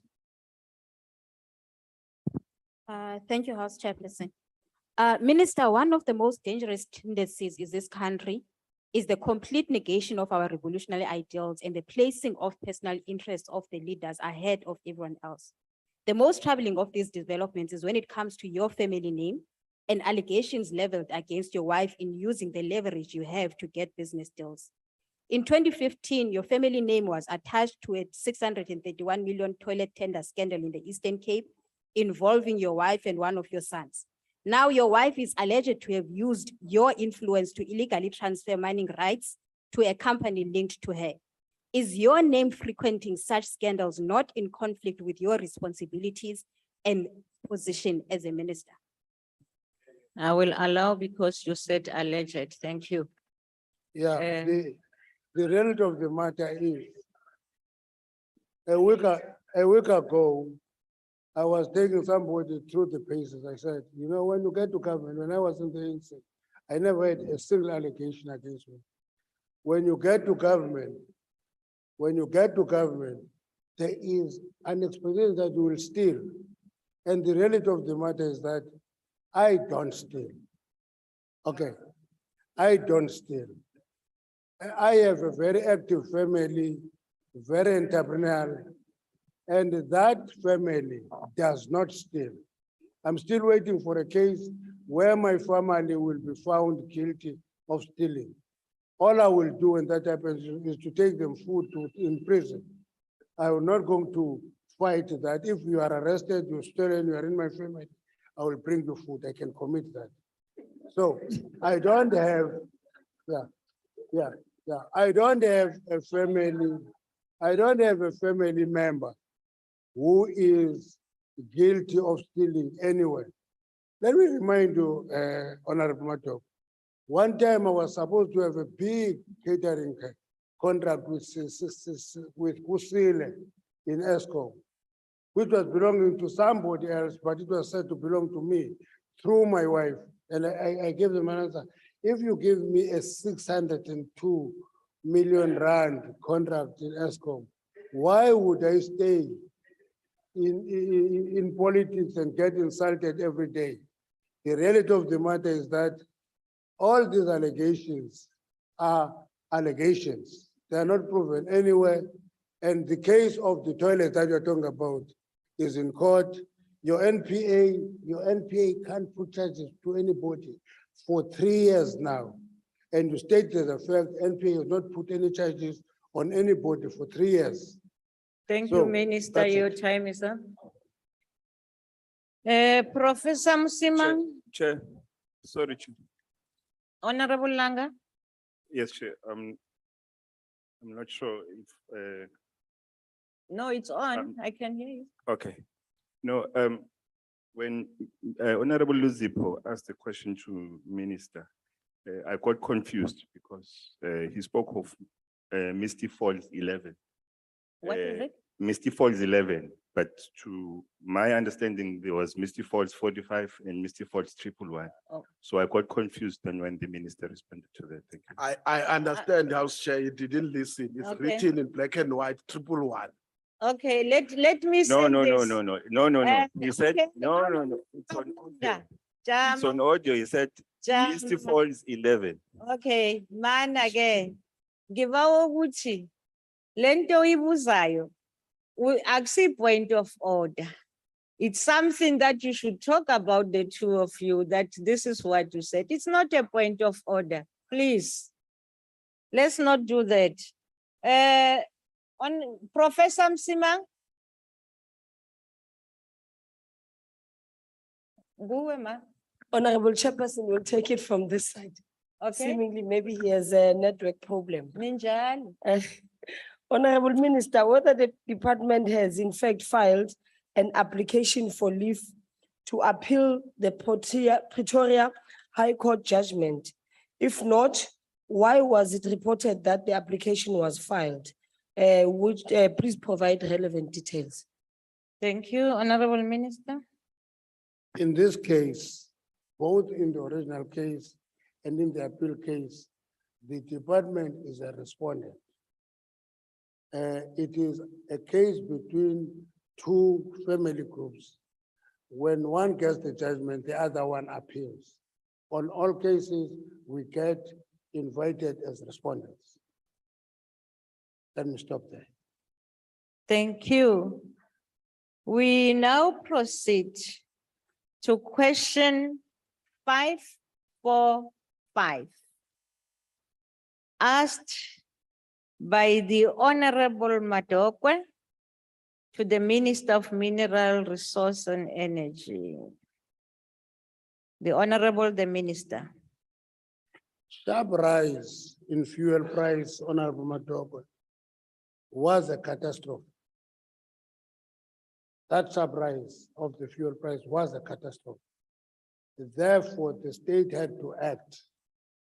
And the avenue we had to cushion the cost to the end consumer was the strategic fuel stock, and we sold it. Minister of Finance says, I have not paid it. She is going to be paid when we sell that stock. But that stock that is there is going to, it can last for 32 to 37 days. That is the stock we're having currently. And we can't go much lower than that. That's why we couldn't go further subsidizing the price of the consumer, because 32 to 37 days is a buffer enough to rebuild the stock. Now, and the biggest problem we're having here is that the refining capacity in this country has declined. We are having a refining capacity that can only process 108,000 barrels per day because 3 refineries are shut down. That is Suprev, that is Entrev, that is Astro. All those refineries have been closed. And therefore our refining capacity is very small. The other refiners that do not refine crude oil is Petrosa in Sasol. They don't refine crude oil. They convert gas to fuel. Based on the current crude oil market price and the rand dollar exchange rate and the amount of money that must be raised to fund the fuel price cuts, it is estimated that after the sale, the country will be left with a balance of crude oil that is equal to 32 to 35 days. So that is where we are, and we cannot do anything. We have to assist the end consumer, cushion the end consumer as far as we could. And that fuel is going to be sold, and the money will go up to the Treasury. That's why the Treasury, when announcing this intervention, they said it should be fiscal neutral. It should be fiscal neutral. Yes, it should be fiscal neutral because we sell the feedstock and the money goes to Treasury. Treasury subsidized. That's it. Thank you, Mama Dokwe. Thank you, House Chairperson. Minister, it is said South Africa consumes between 500,000 and 1 million barrels of fuel daily. Additionally, the safest pond should at least be a 90-day reserve supply, and you are speaking about 32 to 35 days. Why has government prioritized selling off South Africa's strategic reserves to lower fuel prices when other recommendations have been made on numerous occasions, which would yield similar results without backing South Africans into a dangerous corner as this approach will? Thank you. The Honorable the Minister. The priority was not to sell fuel stock. The priority was to cushion the end consumer of the sharp rising fuel price. And that's what we did. And what was at our disposal as a department was the strategic fuel stock that we could use. And that's what we did.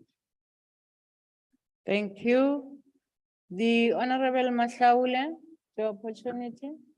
Thank you, House Chair. Minister, with regard to the historical fact that SFF has never been required to place strategic crude oil stock in the domestic market due to a crisis of supply of crude oil, and that the majority of refineries have shut down in the country. Is there any strategic value in the country holding crude oil stock? And is there any value in SFF moving in the direction of oil companies of holding refined petroleum product strategic stocks rather than crude oil strategic stock, which cannot be processed into petroleum products in the country? Thank you. The Honorable the Minister. SFF had the advantage of a country where there were 5 refineries that were full operational. Therefore, importing crude oil was an alternative that was available to us. And it's cheaper to buy crude oil than to buy finished product. Then when you have your refining capacity, you are using the advantage of the refining capacity to cushion the end consumer and contain the cost.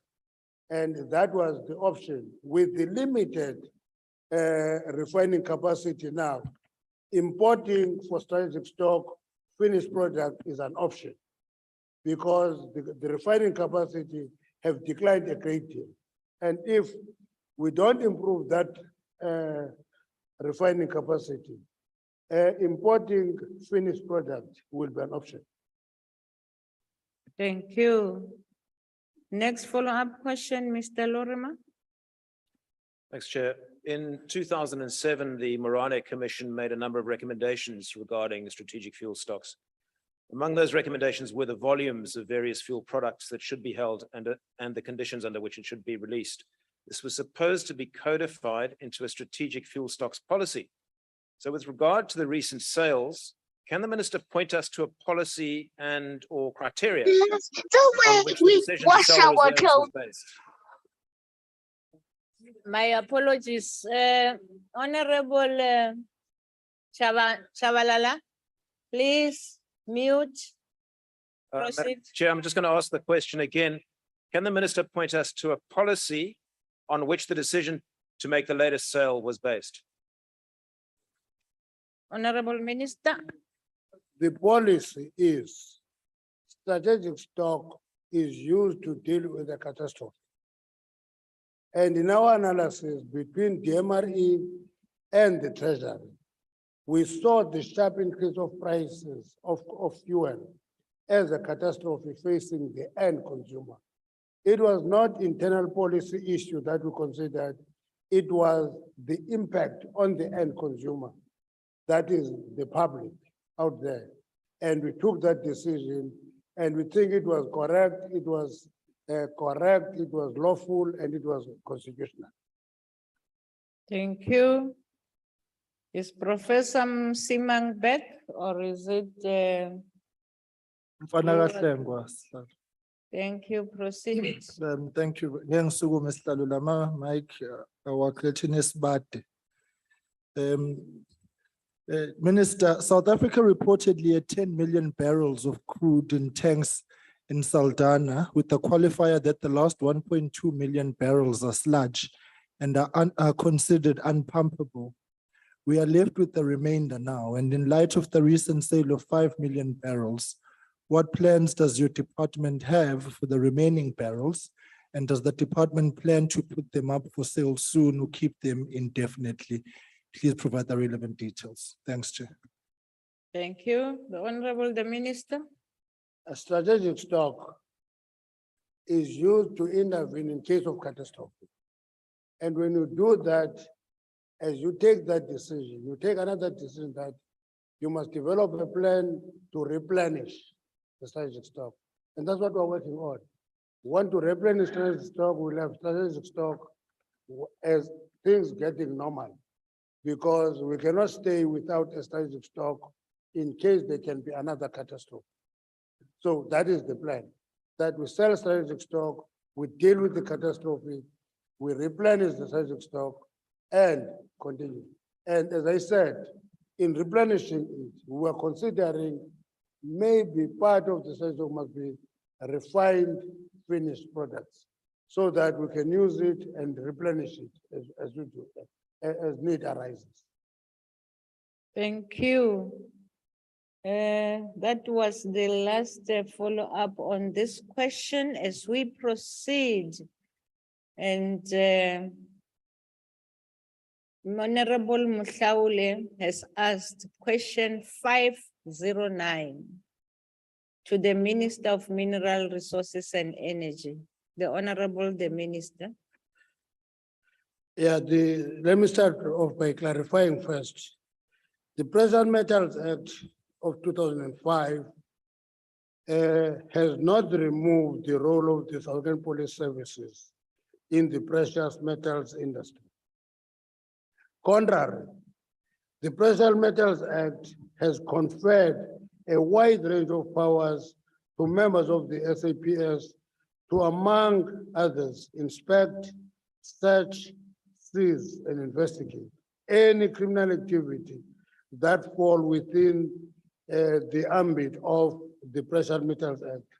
Therefore, the mandate of the Diamond and Precious Metals Regulator is to regulate the downstream buying, selling, and refining and beneficiation, importing and exporting of diamonds and precious metals. Accordingly, illegal mining does not fall within the ambit of the SAD PMR. It is a criminal activity. So it can be said when you say the illegal mining and you say it falls within the South African Diamond and Precious Metals services. Notwithstanding the above mentioned, SAD PMR does participate in the National Coordination of Strategic Management Team, which is a collaboration of the National Joint Operation and Intelligence Structure and other key government departments and regulators to combat illegal mining by performing the following regulatory activities. One, playing a supportive role in the review of legislation to address legal and illegal mining activities, coordinating focused disruptive inspections with law enforcement authorities to ensure an effective investigation related to illegal mining, conduct inspections and licenses issued in terms of the Diamond Precious Metals Act, and provide supportive role to the investigations conducted by the SAPS through the provisions of the information. So the starting point is powers of the SAPS have not been taken away. Instead, they've been given a wonder authority to work in that space. Oh, Honorable Minister, ungambheki ngoba i-mic ingaphambili. Na umbheka i-volume yehla lapha ku-virtual. Baba Mahlaule. Thank you very much, House Chair, and thank you very much, Minister. Will the department be developing a program with law enforcement agencies to skill the South African Diamonds and Precious Metals Regulator with investigative skills to ensure that it is able to effectively deal with illegal mining? And how will the department fund this program? And how long will it take to enable the South African Diamonds and Precious Metal Regulator to develop such investigative skills? Thank you very much. Thank you. The Honorable the Minister. At best, the South African Diamond and Precious Metals Regulator plays a supportive role. It must not take over the responsibility of the police. And if we say to it, let's train more people to do investigation and therefore have a stampede of departments in a particular responsibility that is clearly defined in law, we'll commit a mistake. We'll train people to play supportive role. We'll train people to have the basics of investigation so that that supportive role becomes relevant and a proper content. But don't take the responsibility of the police to the DMRA. That goes for diamonds, it goes for gold, it goes for all illegal mining, which is a criminal activity, not a mining activity. Thank you. Nomung defy ngokubheke the Honorable Lorima. Thanks, Chair. Minister has answered on the regulator how it's not going to be in the front line of tackling illegal mining. And the police will take that lead, as I understand it. Minister, is the new police unit that aims to tackle illegal mining a unit dedicated to illegal mining only? Or is it going to be part of the police unit combating infrastructure crime generally? Thank you. The Honorable the Minister. Our proposal to the Minister of Police is that there must be a specialized unit in the police service that focus on illegal mining. Now, don't shout me. Then the dome can cause. Soon cause. So once you have that unit will deal with illegal mining. The example will be your stock theft unit in the rural areas. It's a unit within the police service and it deals with stock theft. We used to have all these units in the past. They were done away with. Our view is that some of those units are relevant today to deal with crime. And illegal mining is a crime, and we must have a specialized unit. Budget will be part of the police budget, but budget will be the budget of the police. They are police, they are not miners. But the Mineral Council has committed to support that unit in terms of resources. It is committing to support that unit with resources. It is not going to finance and fund the resources. It will support a police specialized unit with resources. Honorable Langa. Thank you very much, Chair. Nami ngizocela ukuthi because nginenkinga ecishe ifana nobaba uHlengwa yobude. Ngiphinde ngirequest futhi ukuthi Honorable Luzipho aphinde ahambe ayo-check-a on the Misty Falls 111. Minister, in July, the Human Rights Watch published a report detailing the dangers of abandoned coal mines in South Africa. And the risk of Zamazamas is listed as one of the most serious dangers to security on surrounding communities. Why has the department not been firm with mining companies who abandon mining sites without making provisions for rehabilitation and security? Why are you not terminating the mining licenses of companies that simply abandon their responsibilities at these mines? Thank you. Thank you. The Honorable the Minister. The rehabilitation is divided into two. Operational mines make provision for rehabilitation. In open cast mines, like the collieries, if you can visit them, rehabilitation is done concurrently with mining. As you finish mining, you do rehabilitation. If you go to RBM, you'll find a similar example of concurrent rehabilitation. The biggest problem is derelict and ownerless mines. Those are mines that has been left open many, many years before we're born. We've been mining gold and asbestos for more than 100 years. Those are the mines that are a big problem, and that is where the department is focusing. But if a mining company is still operational, it has a responsibility, it may provision for funding of rehabilitation until it's closed. Then it must deposit that money to a fund. Thank you. IFP. Thank you very much. Ngoqhubeka ngihlale sihlalo ngibona izolo ukuthi lama mic awasebenzi. Kakhuluma ngomhlathuze kanti aningizwanga. Ngilibala ukuma. Minister, the interventions all sound good, but South Africa is known to be responsive as opposed to proactive. My mother, who was a nurse, used to say prevention is better than cure. There's a heightened focus now on illegal mines because of the crises and the tragedies that have emerged.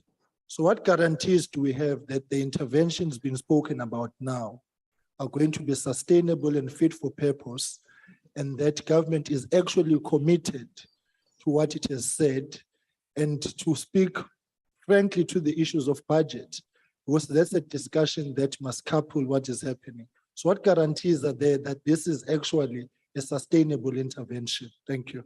Thank you. The Honorable the Minister.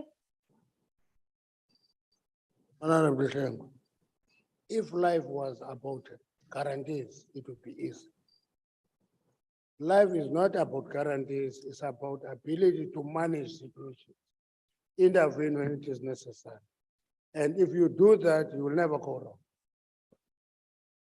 Ownerless and derelict mines were left many years ago, so you can't be proactive about that. Because the Witwatersrand, for example, where in the last 3 years, we've closed 135 holes there. 52 in the West Rand, but there are still outstanding holes. It's not being proactive, it's about closing holes that were left by mines that no longer exist. And therefore the state takes responsibility for that. The budget, which I get from the Minister of Finance, I can tell you, for rehabilitation, our department received 140 million rand per annum. And that amount is very little to accelerate that work. 140 million rand is little for rehabilitation and the number of mines. As we close the holes in the Witwatersrand, you must also pay attention to derelict and ownerless asbestos mines, which are not only dangerous in terms of holes, they're dangerous in terms of the impact of asbestos on the lungs of human beings. Thokoze. Ungathatha ungasela namanzi siphumuze. We are now on question 503, asked by the Honorable Mthembu to the Minister of Communications and Digital Technologies. The Thank you very Honorable- much, Honorable House Chair. No, it's Honorable Minister. are there- Honorable Mthembu. Yes. Abakakuphenduli, jama kancane, bakuphendule ngizokuvulela ubuza umbuzo wakho. Thank you. Yes, Honorable Minister, the question is question 503. As asked by the Honorable Mthembu, you may proceed to respond. Thank you very much, Honorable House Chair. I am the Deputy Minister of Communications and Digital Technologies. The Minister is unfortunately not available to answer the question. I am going to take it. You may proceed. Next time we must be informed so that we don't make the mistake again. You must be informed that it is you. Proceed, Deputy Minister. Hey, Ban, who's this? Thank you very much. Thank you very much, House Chair. Our apologies for not informing you. And thank you to Honorable Mtembu for the questions. The response is as follows. Perhaps we should begin to respond to this question by providing a context on the separation of the Post Bank and the SA Post Office. In 2010, honorable members, this honorable House passed the South African Post Bank Act, whose purpose was to incorporate the Post Bank division of the South African Post Office as a separate legal entity and to transfer the enterprise of that division to the Post Bank Company. This has enabled the Post Bank to lodge the application to the South African Reserve Bank for a full license in terms of the Banks Act. As part of the banking licensing application process, the South African Post Bank SOC Ltd was registered on the 19th of April 2017. In April of 2019, a decision was taken by the Minister of Finance as well as the Minister of this department to finally separate the ownership of the Post Bank from being a division of the SA Post Office to being a fully fledged company on its own. The reason was a conflict between the Banks Act and the Post Bank Act regarding the establishment of a bank controlling act, given the liquidity challenges of SAPO by then. So the current Post Bank Amendment Bill that is before this Parliament is intended to conclude the corporatization of the Post Bank whilst it applies for the full commercial banking license. And so to mitigate against the financial impact of the separation and to address the historic challenges facing SAPO that led to SAPO's current financial position, the Post Office, with the support of the department, developed a Post Office of Tomorrow strategy, which is intended to reposition Post Office from a conveyor of letter post to an integrated logistics and e-commerce service provider, including designating it as a national authentication authority. The strategy seeks to create a financially viable, sustainable, and modernized organization. The implementation of the Post Office of Tomorrow strategy is currently underway. However, it is important to emphasize that for the strategy to succeed, a certain level of funding will be required to implement the critical revenue and modernization initiatives. I thank you, Honorable House Chair. Thank you. Before I call on Honorable Mtembu, let me apologize again. I've just been given the letter. The minister did write, and it reached us late. Thank you. I just got it. No, it's here. Thank you. We proceed and call on the Honorable Mtembu to ask the first supplementary question. Thank you very much once again, Honorable House Chair. Honorable Minister, thank you. Honorable Minister, are there any recognizable achievements that have emanated from the partnership of the SA Post Office with Wish and Mail America to date? If not, why not? If yes, what are the details of the achievements? Thank you very much, Honorable House Chair. Togozema and Tate, Deputy Minister. Thank you very much, House Chair. One of the principles upon which the strategy is anchored is on partnerships. To partner with various organizations that are in the sector, in the space. And so in this regard, there are a number of partnerships that are being looked at, including the one that the Honorable Member has mentioned. However, it is still early stage it is still early to begin to talk about some of the successes. But yes, indeed, we can confirm that as part of the implementation of the strategy of tomorrow, there are partnerships that have been looked at, including the one that the Honorable Mtembu is mentioning. Thank you. Second follow-up question, the Honorable Kokla. Thank you, Chair. Yeah, projecting confidence, as it says in the question, is not quite what we're looking at. The post office staff are receiving threats that their unpaid medical aid contributions, hundreds of thousands of rands, that they're going to be discontinued. They're not going to have a medical aid because those at the top have failed to pay their contributions over, as they have failed to pay staff VAT, staff UIF, and staff pension contributions. Yet all of that was taken off their salaries monthly. I've had confirmation today that the Hawks have done as I've asked and are conducting a forensic investigation into what looks like massive fraud. The Post Office board are now begging for yet another 2.4 billion rand bailed out by taxpayers who are already paying for electricity and water and roads that they are not getting. Why on earth should we bail out yet another failed state-owned enterprise? Explain. Thank you. The Honorable the Deputy Minister Mapulana. Thank you, Honorable House Chair. Indeed, we have been very candid and honest with this Honorable House in the past that the South African Post Office is going through serious liquidity challenges for a number of reasons. If you look at their financials, they've been experiencing revenue decline for a number of years.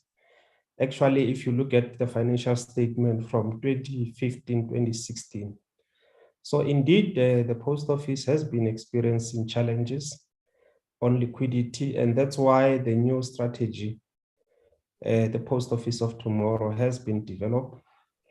Unfortunately, I must say that there was a missed opportunity at some point, I think in 2016, when the post office received some capital injection from Treasury.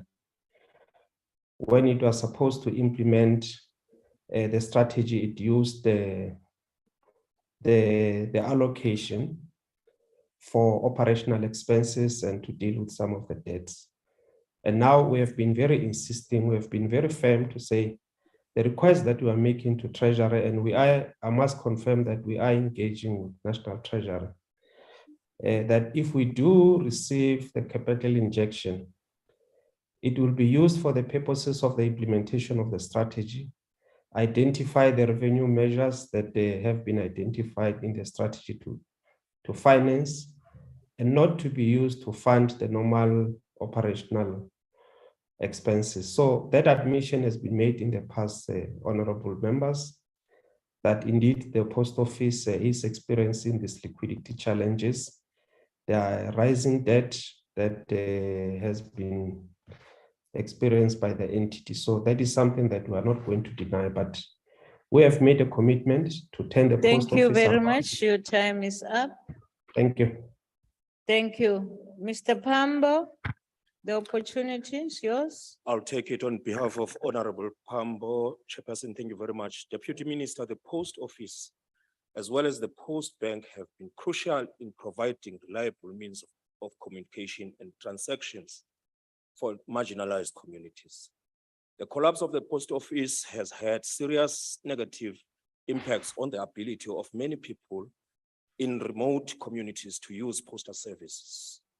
What are the concrete details of your plan to turn around the Post Office? By when do you anticipate that it would have bounced back? Thank you very much. Thank you. The Honorable the Deputy Minister. Thank you very much, Honorable House Chair.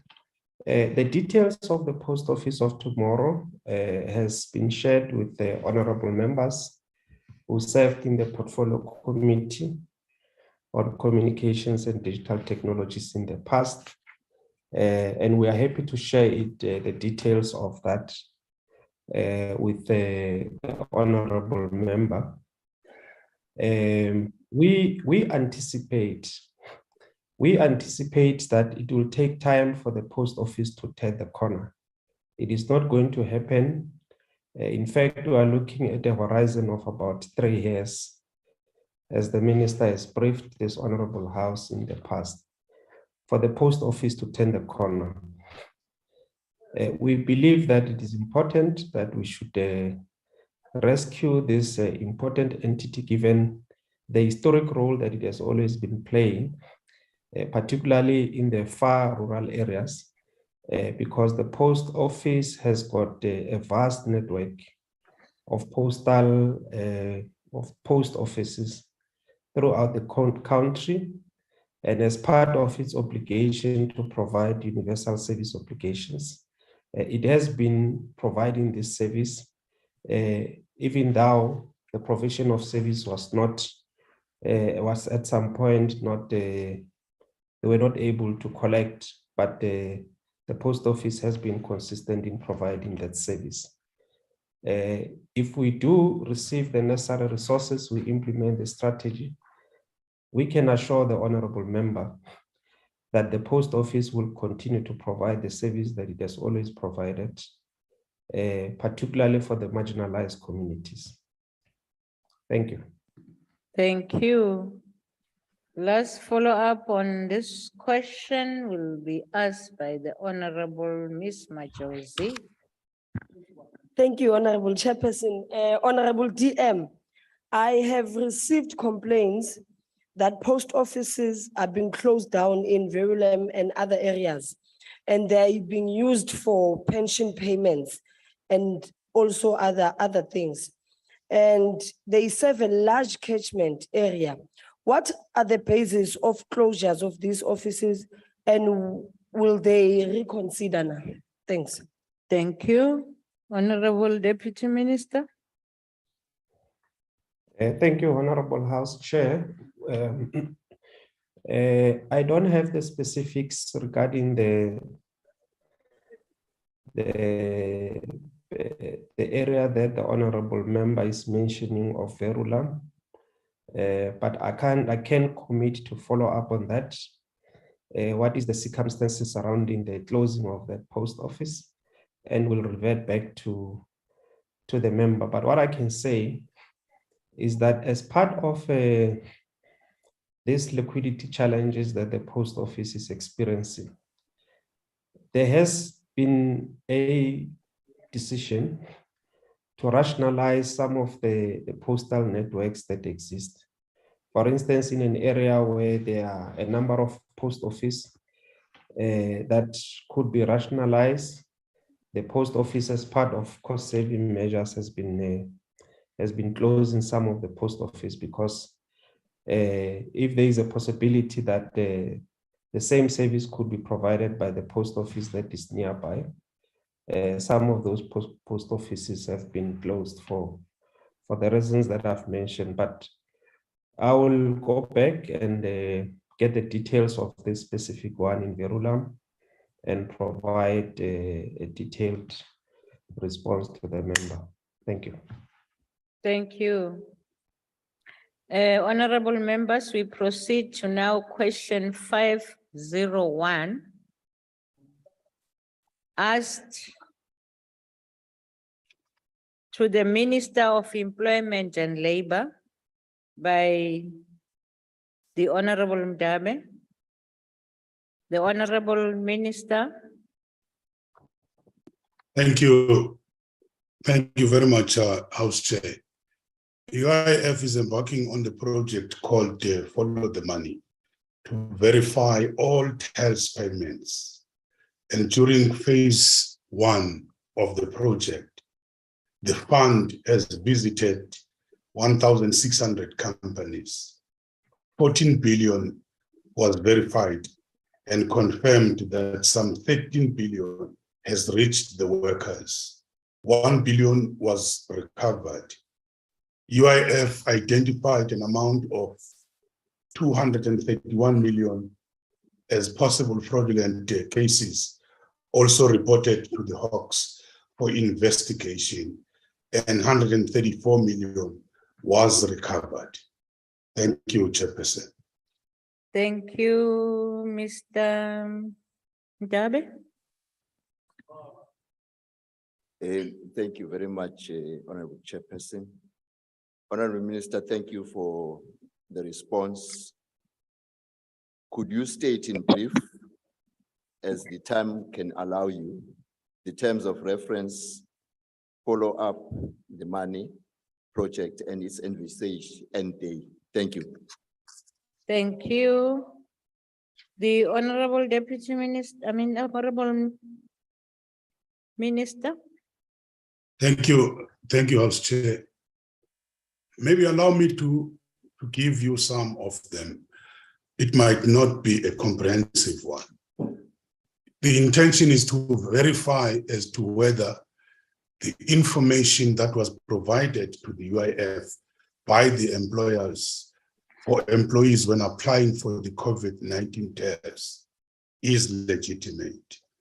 It is also to follow the TERS benefit payments from the UIF to employers to ascertain as to whether that correct amount reached the right recipients at the right time. It is also to confirm whether the correct employer with the correct UIF reference number applied for the COVID-19 TERS and whether the correct employer received the funds from the UIF.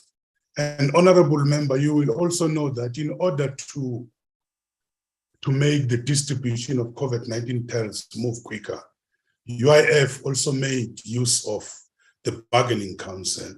So it's important to verify and confirm that those funds moved from the UIF to the bargaining council and from the bargaining council to the employer and from the employer to the pockets of the workers. So the Follow the Money project is about just that, following the money, COVID-19 payments that have been made by the UIF to employers, have they reached the intended recipient, which is the worker who was on lockdown due to the COVID-19.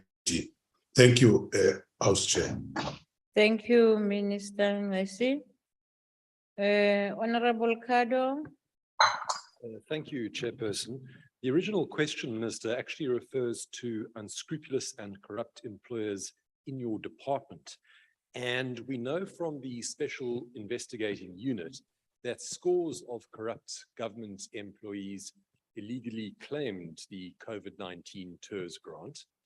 And what I would like to know is, were any officials from the Unemployment Insurance Fund itself involved?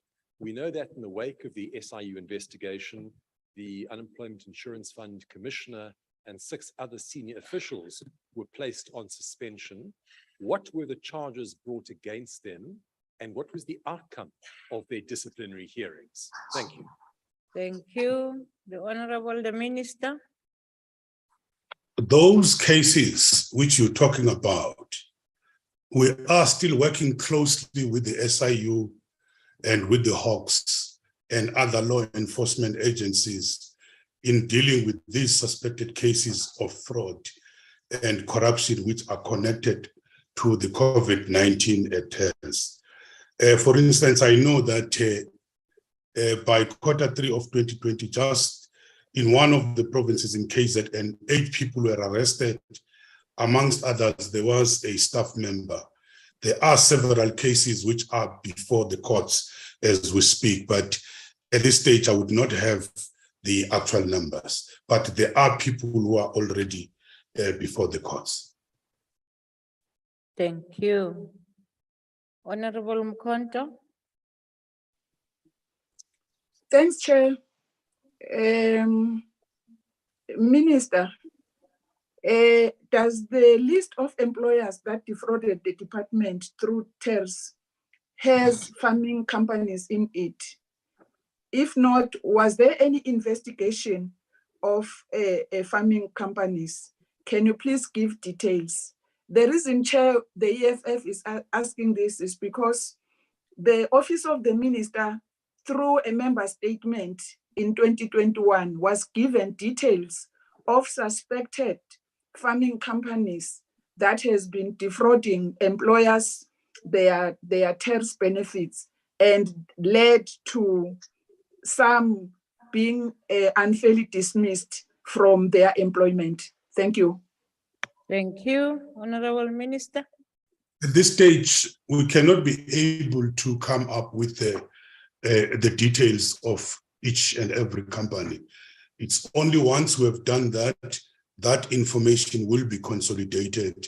We exactly tell you what those companies are. So at this stage, I don't have the details of those companies. Okay. We now proceed and call for the last supplementary question from Honorable Dana. Honorable House Chairperson, I will be asking the follow-up question on Honorable Dana's behalf. Proceed, Honorable Vessels. Thank you, House Chair. Through you, House Chairperson, Honorable Minister, through your investigations that you've mentioned now into the UIF TERS fraud, have you identified any faults, loopholes, or weaknesses in the UIF claims system that could enable or make it easier for theft of UIF funds by anyone, be it with or without the assistance of UIF officials? If so, what is being done to strengthen controls within the system? If not, is it your opinion that the claim system is perfect without any fault? I thank you. Thank you, Honorable Minister. Well, the fact that there was fraud, it's clear that our system is not 100% perfect. There are loopholes, and it has to do with our technical system, with our ICT. There has been attempts, or there has been hacking or attempts of hacking. And until that, we had to improve our systems. We've been able to obviate some of those. But initially, because we're dealing with large volumes of claims during the COVID, I think that's where we were exposed and our system weaknesses were exposed. This is a matter which we have tried to address and continue to address it, and improving our systems and training our staff in order to be able to identify all these loopholes. Thank you, Minister. We proceed, honorable members, to the next question, which is question 534. That has been asked by the Honorable Babama to the Minister of Agriculture, Land Reform and Rural Development.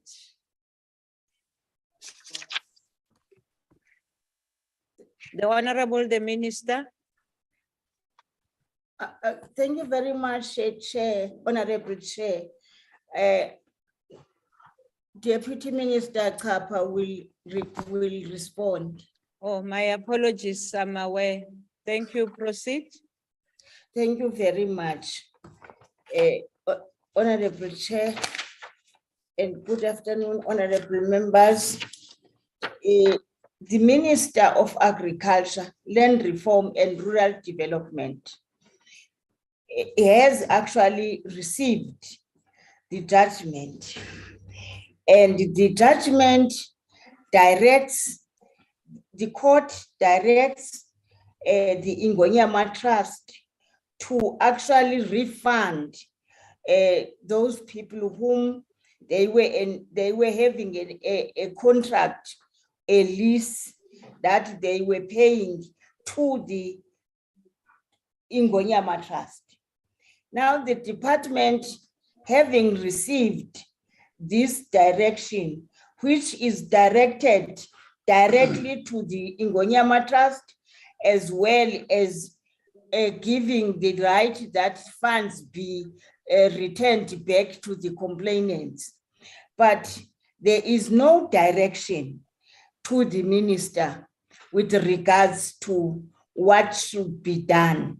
However, because we are a responsible department and the land issues are solely our mandate, we are starting the judgment, and the minister will actually seek legal advice, as much as that our legal unit is also starting the same.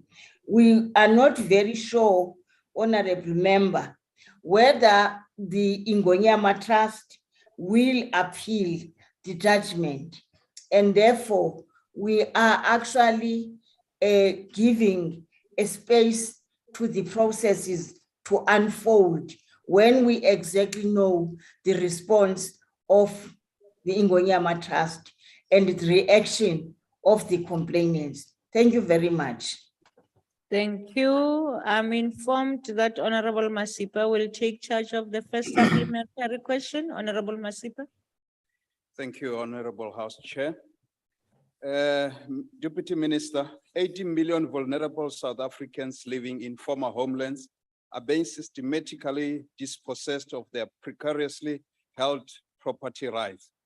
In the past decade, we have seen the many unwarranted court battles between the government and the representatives of the vulnerable South Africans over land reform and property rights in rural areas.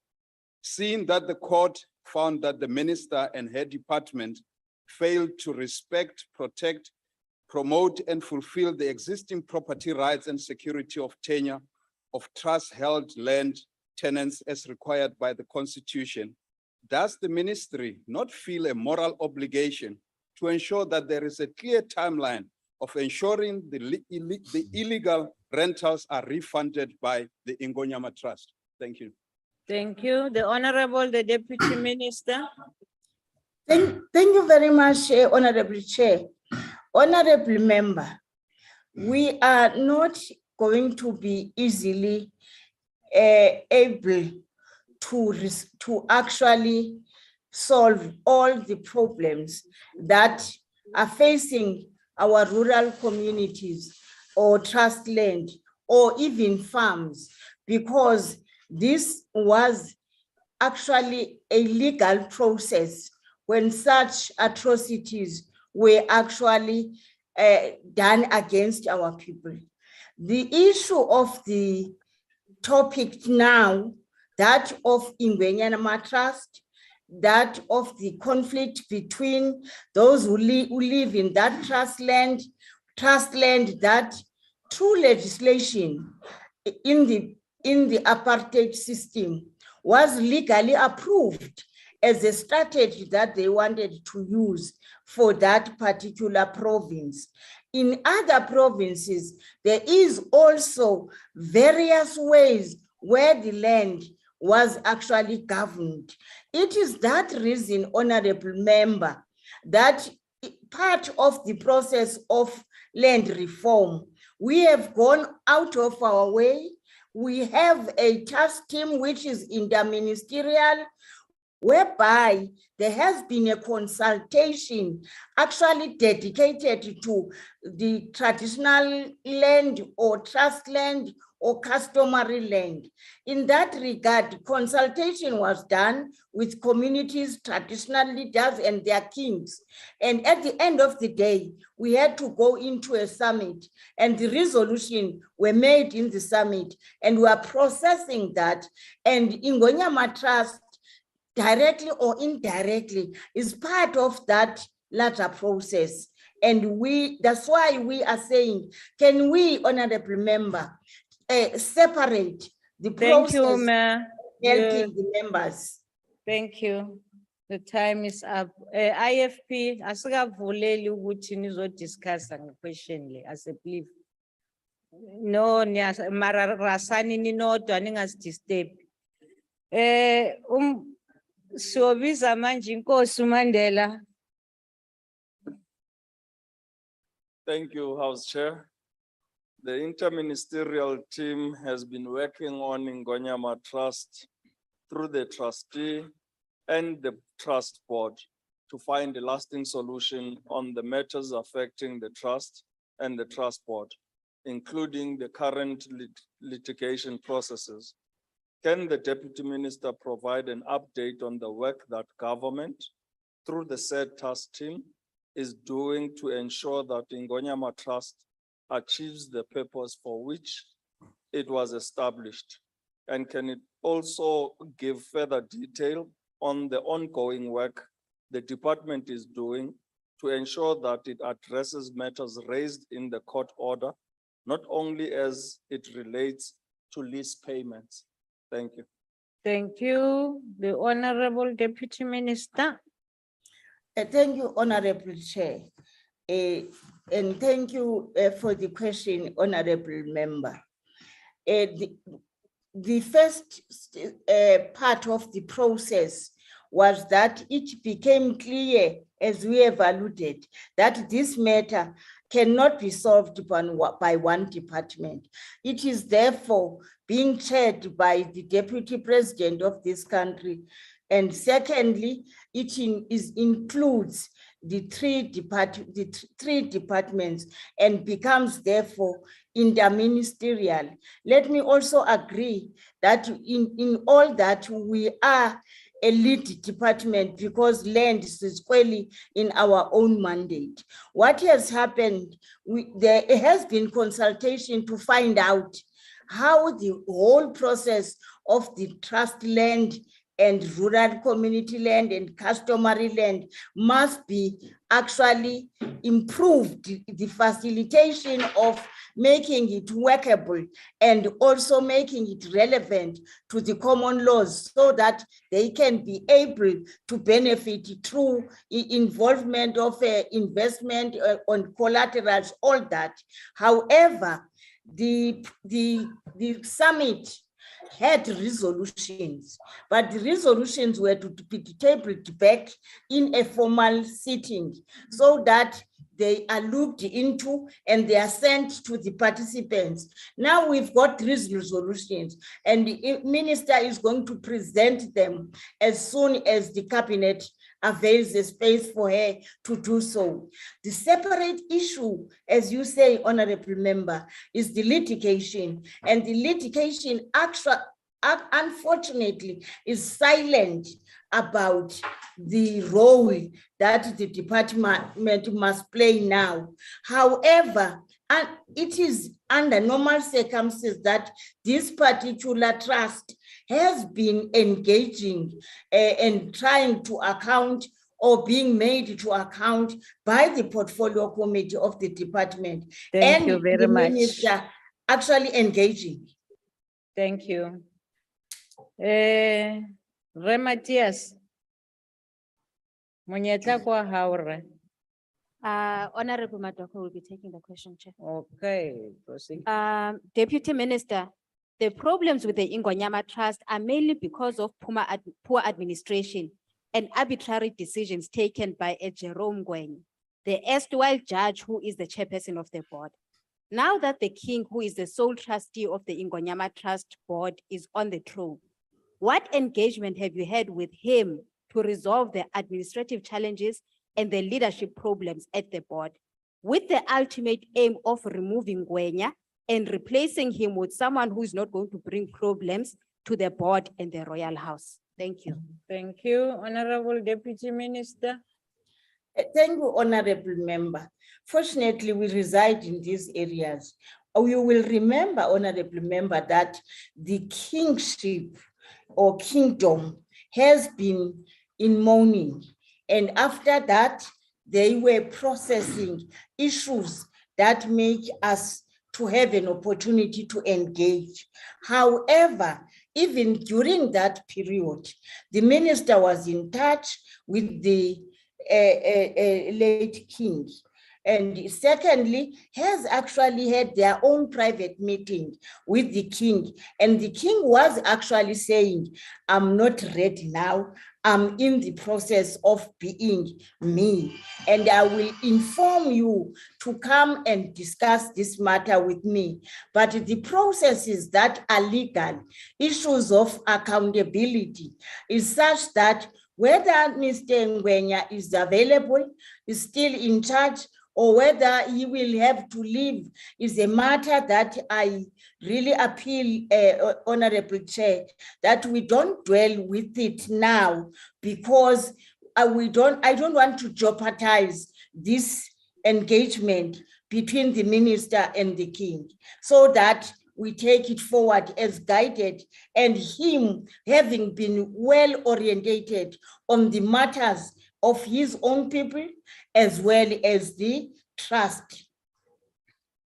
Sithokoze. Mhlonishwa inkosi Cebekhulu. Angibonge ithuba sihlalo. Deputy Minister, through closely following this matter in our courts, the most recent being the Supreme Court of Appeal and from a media statement released and freely available on the Ngonyama Trust website, issued on the 24th of August, 2022, it appears that this matter is far from over and still before our courts due to several apparent legal irregularities. Deputy Minister, kuyakhomba ukuthi izifiso zamanye amalungu ahloniphekile lendlu anentshisekelo enkulu yokuba kungalandelwa ukusebenza komthetho okanye kwezinkantolo kepha kulandelwe imizwa yenhliziyo kulolu daba.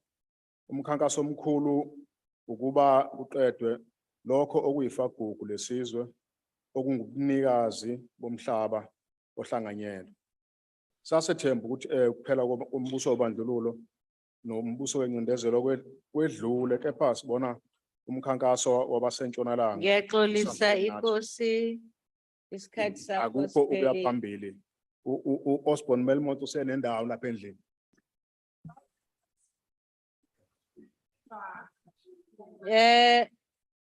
Mhlonishwa Sekela Ngqongqoshe. Oh, ngiyabonga baba, ngiyabonga kakhulu lunga lendlu. Ngendlela esiyona thina la kuhulumeni ukuthi noma sithanda noma sinentshisekelo noma sifuna izinto zisheshe kubalulekile ukuthi silandele umthetho. Ingakho ngisho nje ngithi la kune judgment. Le judgment iphakathi komphakathi nayo indlu yobukhosi ngendlela yeNgwenyama Trust. Thina sinendlela yokuthi ngoba siyayisupporta ngezimali nokuthi ke sekufanele sazi ukuthi bayichitha kanjani nanokuthi ba-accounta kanjani njengoba nathi nje sizo-accounta la eParliament ukuthi sihamba kanjani uma sikhuluma ngezimali esizinikeza kubona. Lokho ukuthi ikamva labo, their future is what is going to happen is a matter that is being processed, and it cannot be a separate matter. It also includes the constitutionality, the democracies, and the rights of all the other people.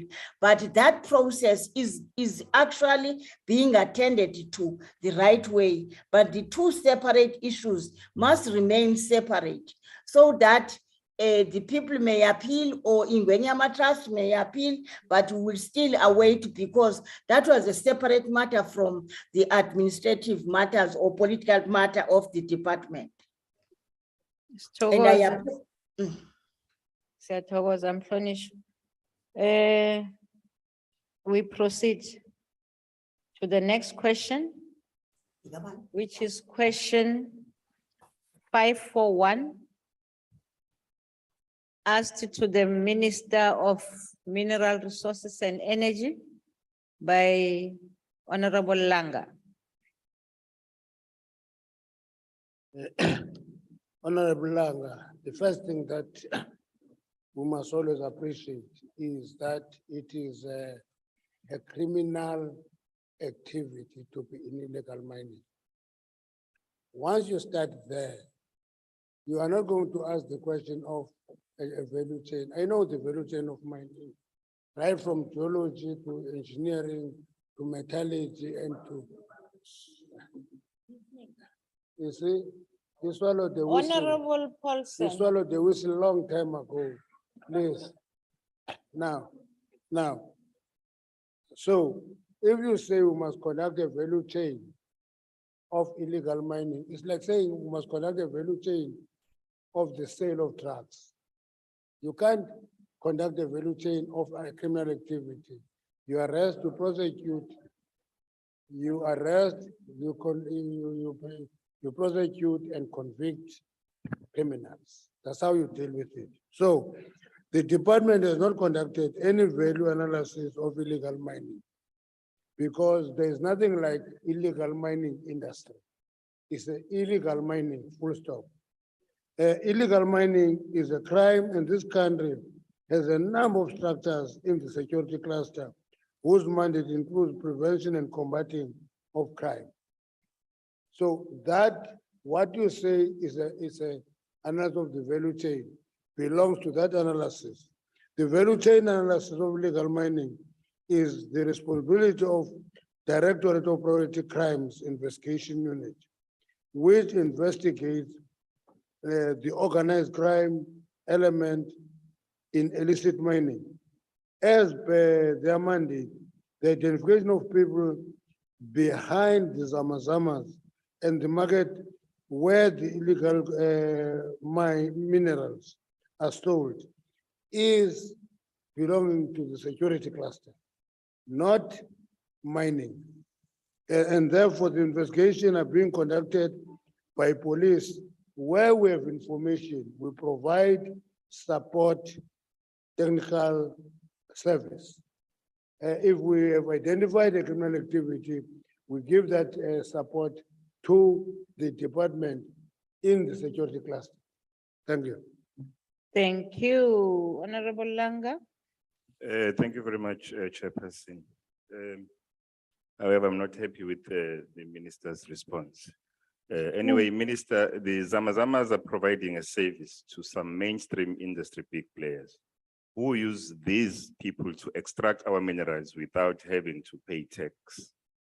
If information surfaces that proves that some of the big name industry players are involved in the proliferation of Zamazamas, would you be prepared to sanction these players to the extent of taking their mining licenses? Thank you. Thank you, Honorable Minister. One of the most complex issues is to be expected to speculate in Parliament. If this happens, you will do this. You can't do that. It's a dangerous thing to do. If there is a major mining company that buys illicit gold or illicit diamonds, that owner must be arrested. Simple. It's part of a criminal chain. So you don't talk of a license to a criminal. You talk of a license to people who are doing legal mining. That's what we give licenses for. If you are in illegal mining, you don't get a license because you don't apply for it, because you are involved in a criminal activity. Honorable Madog, and the one we are Kabbalah, the Bonia Kushalas, it's fine, but Order, honorable members. Order, so Mr. Langa, please. whoever uses Zamazamas is using Zamazamas, he must be arrested when found. But those who are foot soldiers must be arrested as well because they're foot soldiers in a criminal activity. And that's my starting point. If they give it to syndicates, which everybody agrees that there should be syndicates that drive that activity, but they must be investigated and be arrested. That is a security cluster responsibility. Thank you. Revol Marans. Sebagai kesahau.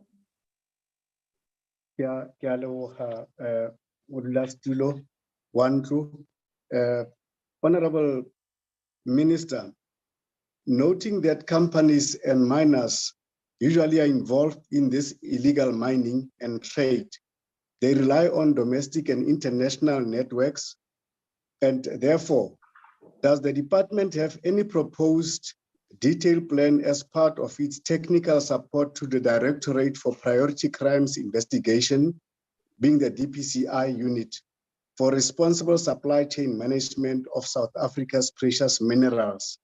And how will this proposed detailed plan, if any, help customers in the mining industry contribute to sustainable development and source responsibly from the regulated precious mineral supply chain?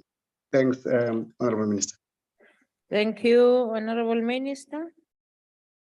Honorable Marans, you know, when there was a lockdown, we took decisions that were unthinkable.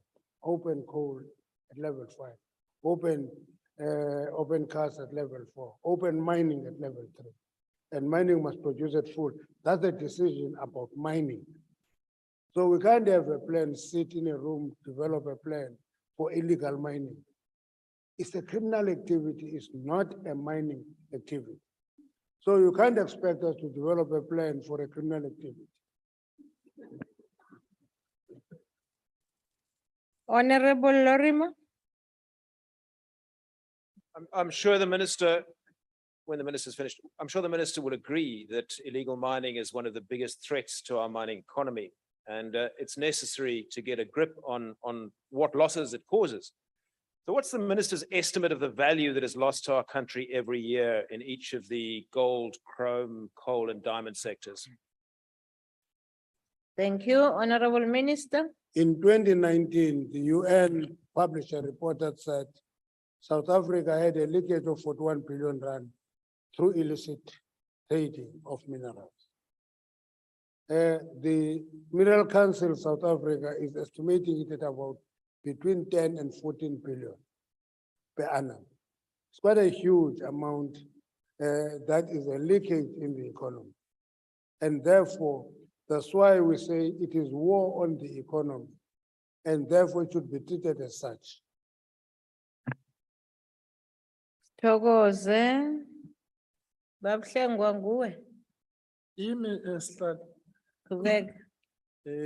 Chair, Minister, there is no dispute that it's a criminal activity, but it's indicative of functionality in one way or the other, that there's money available in this activity, as illegal as it is.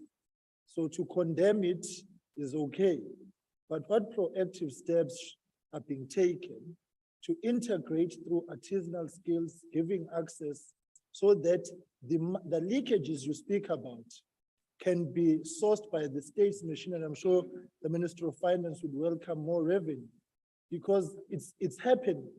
So why don't you sit and, rightly or wrongly, plan on how you can maximize the potential that is there, as opposed to a criminal condemnation, but the money is going and the money should come into the state's fiscus. Thanks, Chair. Thank you, Minister. Honorable Shengwa, you are committing a very normal mistake of linking artisanal mining to a criminal activity. It's not the same. We have trained up to now 630 artisanal miners. We're having 200 women under training as we sit here today, because that is it has an objective of creating economic activity. But it is not a response to illegal mining. Illegal mining is theft. Illegal mining is a criminal activity. You don't link, you don't train those criminals to be artisanal miners. You don't do that. You train people. You train people in the Northern Cape to do diamond. You train people in every province and allow them to actually open up what should ordinarily be a deposit that is locked in the ground. They must do that. We license them, we allow them to do it. But illegal mining is a criminal activity. I hear Paulson says it's black. Crime has no color, Paulson. Those foot soldiers who are in Zamazamas, those foot soldiers who are in Zamazamas don't get the money. It goes to multinational syndicates. And you want us to support it. We can't support it. It's a criminal activity. Simple, straightforward. Thank you, Honorable Minister. We now proceed to question 499. Asked by the Honorable Kaiso to the Minister of Finance. The Honorable the Minister. Thank you, Honorable Chairperson. I must state upfront that the current fiscal consolidation is growth enhancing.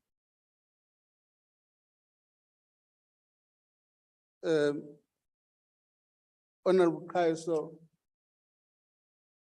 I accept that we have not grown the economy and employment to the levels required by the NDP.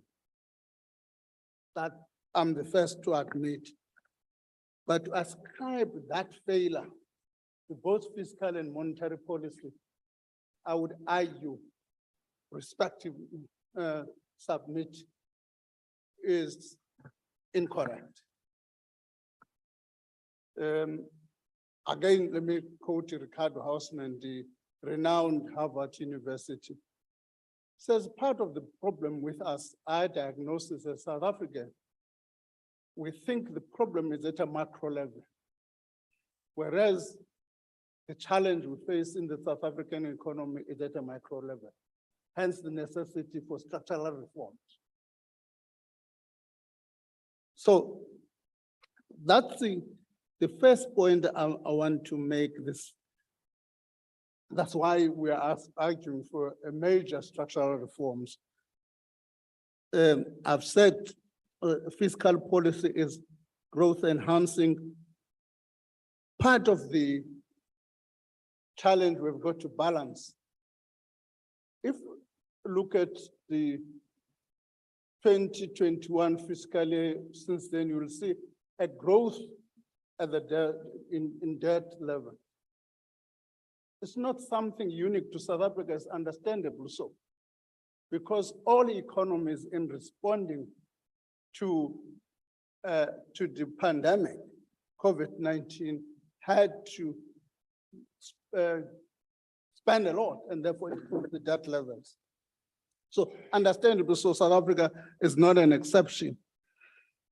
But in the light of that, two things were increasing expenditure and putting about more than 50 billion increase into the budget every year, while servicing the debt on the one hand. As we have said, we table the budget, the debt level is approaching 4.3 million. We anticipate over the MTF to be sitting over 5 trillion rand. So we've got to manage that in such a manner that your debt levels are sustainable, are manageable. If you don't do that, you become a candidate for something strange when you go with your cap in hand. Minister, ngicela ukhulume kulo mbhobho loyo. Yeah, I'm saying you are a candidate for going to the IMF cap in hand. And as South Africans, we've always been jealously guarding our sovereignty and independence. And therefore, our fiscal consolidation strategy, which we hope by the year 2024-25, by the way, people are ruling out, are writing an obituary for us, will still be around. Will still be around, will still be the biggest party in this country. So we expect by 2024-25 to be reaching the end of fiscal consolidation because we'll strike a fiscal balance by that time. Let me just mention this thing. Well, having said all of this, if you look at the expenditure side of the GDP, you'll see part of the difference. My worry, having said, defended this poacher, there's something which is worrying me, which I'm trying to apply my mind on, is that government consumption has been negative for a couple of years. Government consumption has been negative for a couple of years. What that means, I want to look, is it the aggregate which is a problem, or is it misallocation, or is it institutional? Sithokoze nedlap. Isikhathi imapho ba. Thanks. Ngezelele kahle kahle. Siyaqhuba ubaba uKhayiso. House Chair, can I please? Oh, take the- sorry. I am informed it will be Honorable Matafa. Yes, Thank Chair. you. Thank you very much. Thanks, Minister, for your concise response. Considering the extent to which commercial banks refused or were reluctant to utilize the COVID-19 200 billion rands loan guarantee scheme in funding SMMEs and merely utilized 18.4 billion, has the minister considered engaging with the South African Reserve Bank to put in measures that will encourage commercial banks to allocate a certain percentage of their loan book to SMMEs, ensuring that small businesses are given financial support and opportunities to develop and create jobs. Thank you, House Chair.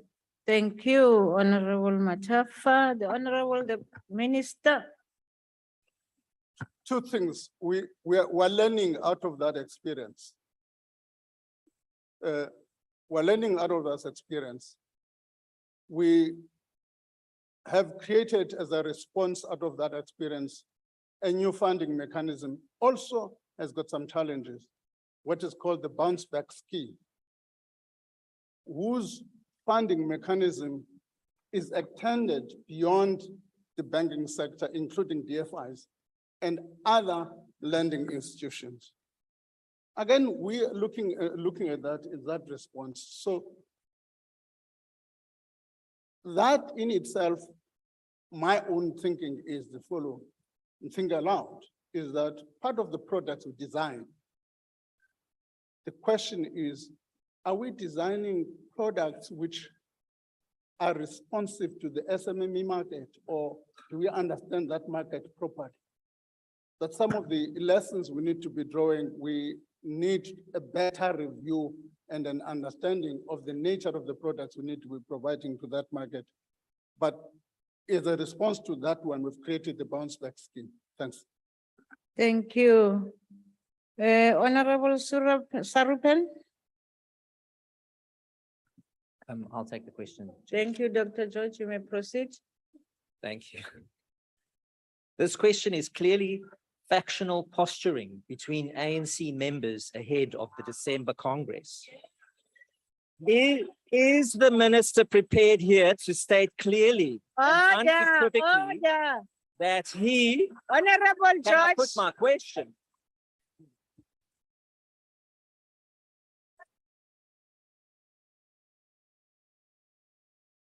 Honorable members, let us have order. Honorable members, that's not heckling. That's drowning the speaker on the platform. Please proceed and restart your question. Please don't come in. Thank you, Chairperson. This question is clearly factional posturing between ANC members ahead of the December Congress. Is the minister prepared here to state clearly and unequivocally that he and the government supports the independence of the Reserve Bank and its role in protecting from inflation? Thank you. Honorable Litsie. Thank you very much. Honorable Litsie, before you answer, Minister, Honorable Litsie, we have a way of raising hands. I apologize. You don't just press and start calling. Is that a point of order, Honorable Litsie? Yes, Chair. Yes, proceed. Apologies for that, Chair. You may sit, Honorable Minister, in the meantime. Yes. Wanted Chair to rise on a point of order and correct the gentleman there that we don't have a Congress in December. Honorable Litsie, that's Yes. not a point of order as we proceed. What is it now, Honorable McClure? Honorable Chair, the honorable member is talking about the gentleman. Honorable McClure, that's not a point of order. Why do you do that? You should refer to members as honorable members, not I want to rectify that member. He's talking about that member. That member. That gentleman. No, man, take your seat, honorable member. I don't. Honorable member. No, not.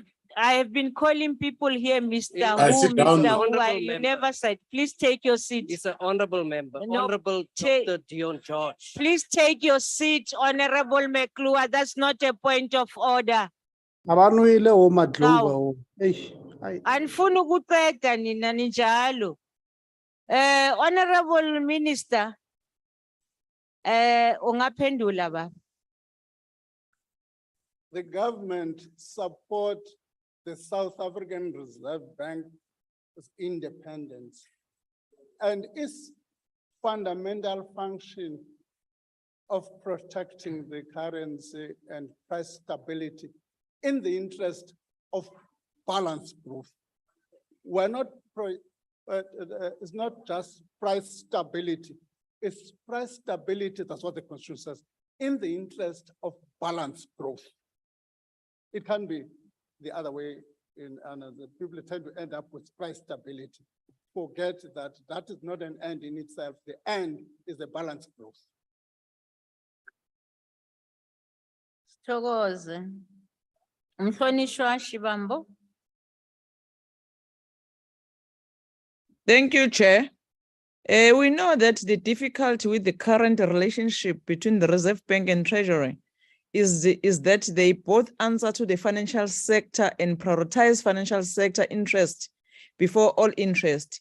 We know this because there are some elements of selfishness as many of the senior officials at the National Treasury and the Reserve Bank have ambitions to be senior executives in these financial institutions. Is this not why we should nationalize the Reserve Bank, get rid of so-called private shareholders who we were told that they don't have influence, but we know that they do, and then they begin to have a conversation about the mandate of the Reserve Bank? And is this not a resolution of the conference of your own party that you should guide you? Thank you. Rule 142, number 7. I will always refer to that. Please read it. You can't ask more than one question and it's not a continuation. Please proceed, Honorable Minister. The resolution of the ANC, read it up to the end of the sentence.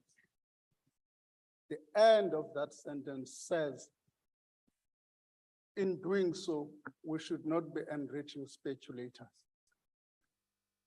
I want to answer that point, because part of the difficulty of what you are saying about the resolution, which is not your own, you are not going to understand that fundamental point, because nationalization on its own, which is going to not to be in the interest, is going to be in the interest of the speculators who are trying to say the value of the Reserve Bank, if you include its foreign holdings, is 70 billion. Now, if you were to nationalize the Reserve Bank using its share price, you could do it with like a walk in the park, about 20 or 200 million. But once you change the calculation, you put something else, that becomes different. That aside, the second point you are talking about, your earlier point you have raised about potential conflict of interest or the aspirations of the individuals who are employed in the institution that leave that institution. Of course, it makes tend to reason that they will be employed in sectors which appreciate their skills. And there's never been any conflict in regulating the banks as my experience in 14 months. I've not experienced that conflict. We regulate the banks without any fear. The clash with the asset managers at the moment about some of the regulation and tax processes. We're firm, resilient. So insofar as that is concerned, I don't see any conflict of interest. Can I rest my case? Yes. Inkosi Buthelezi.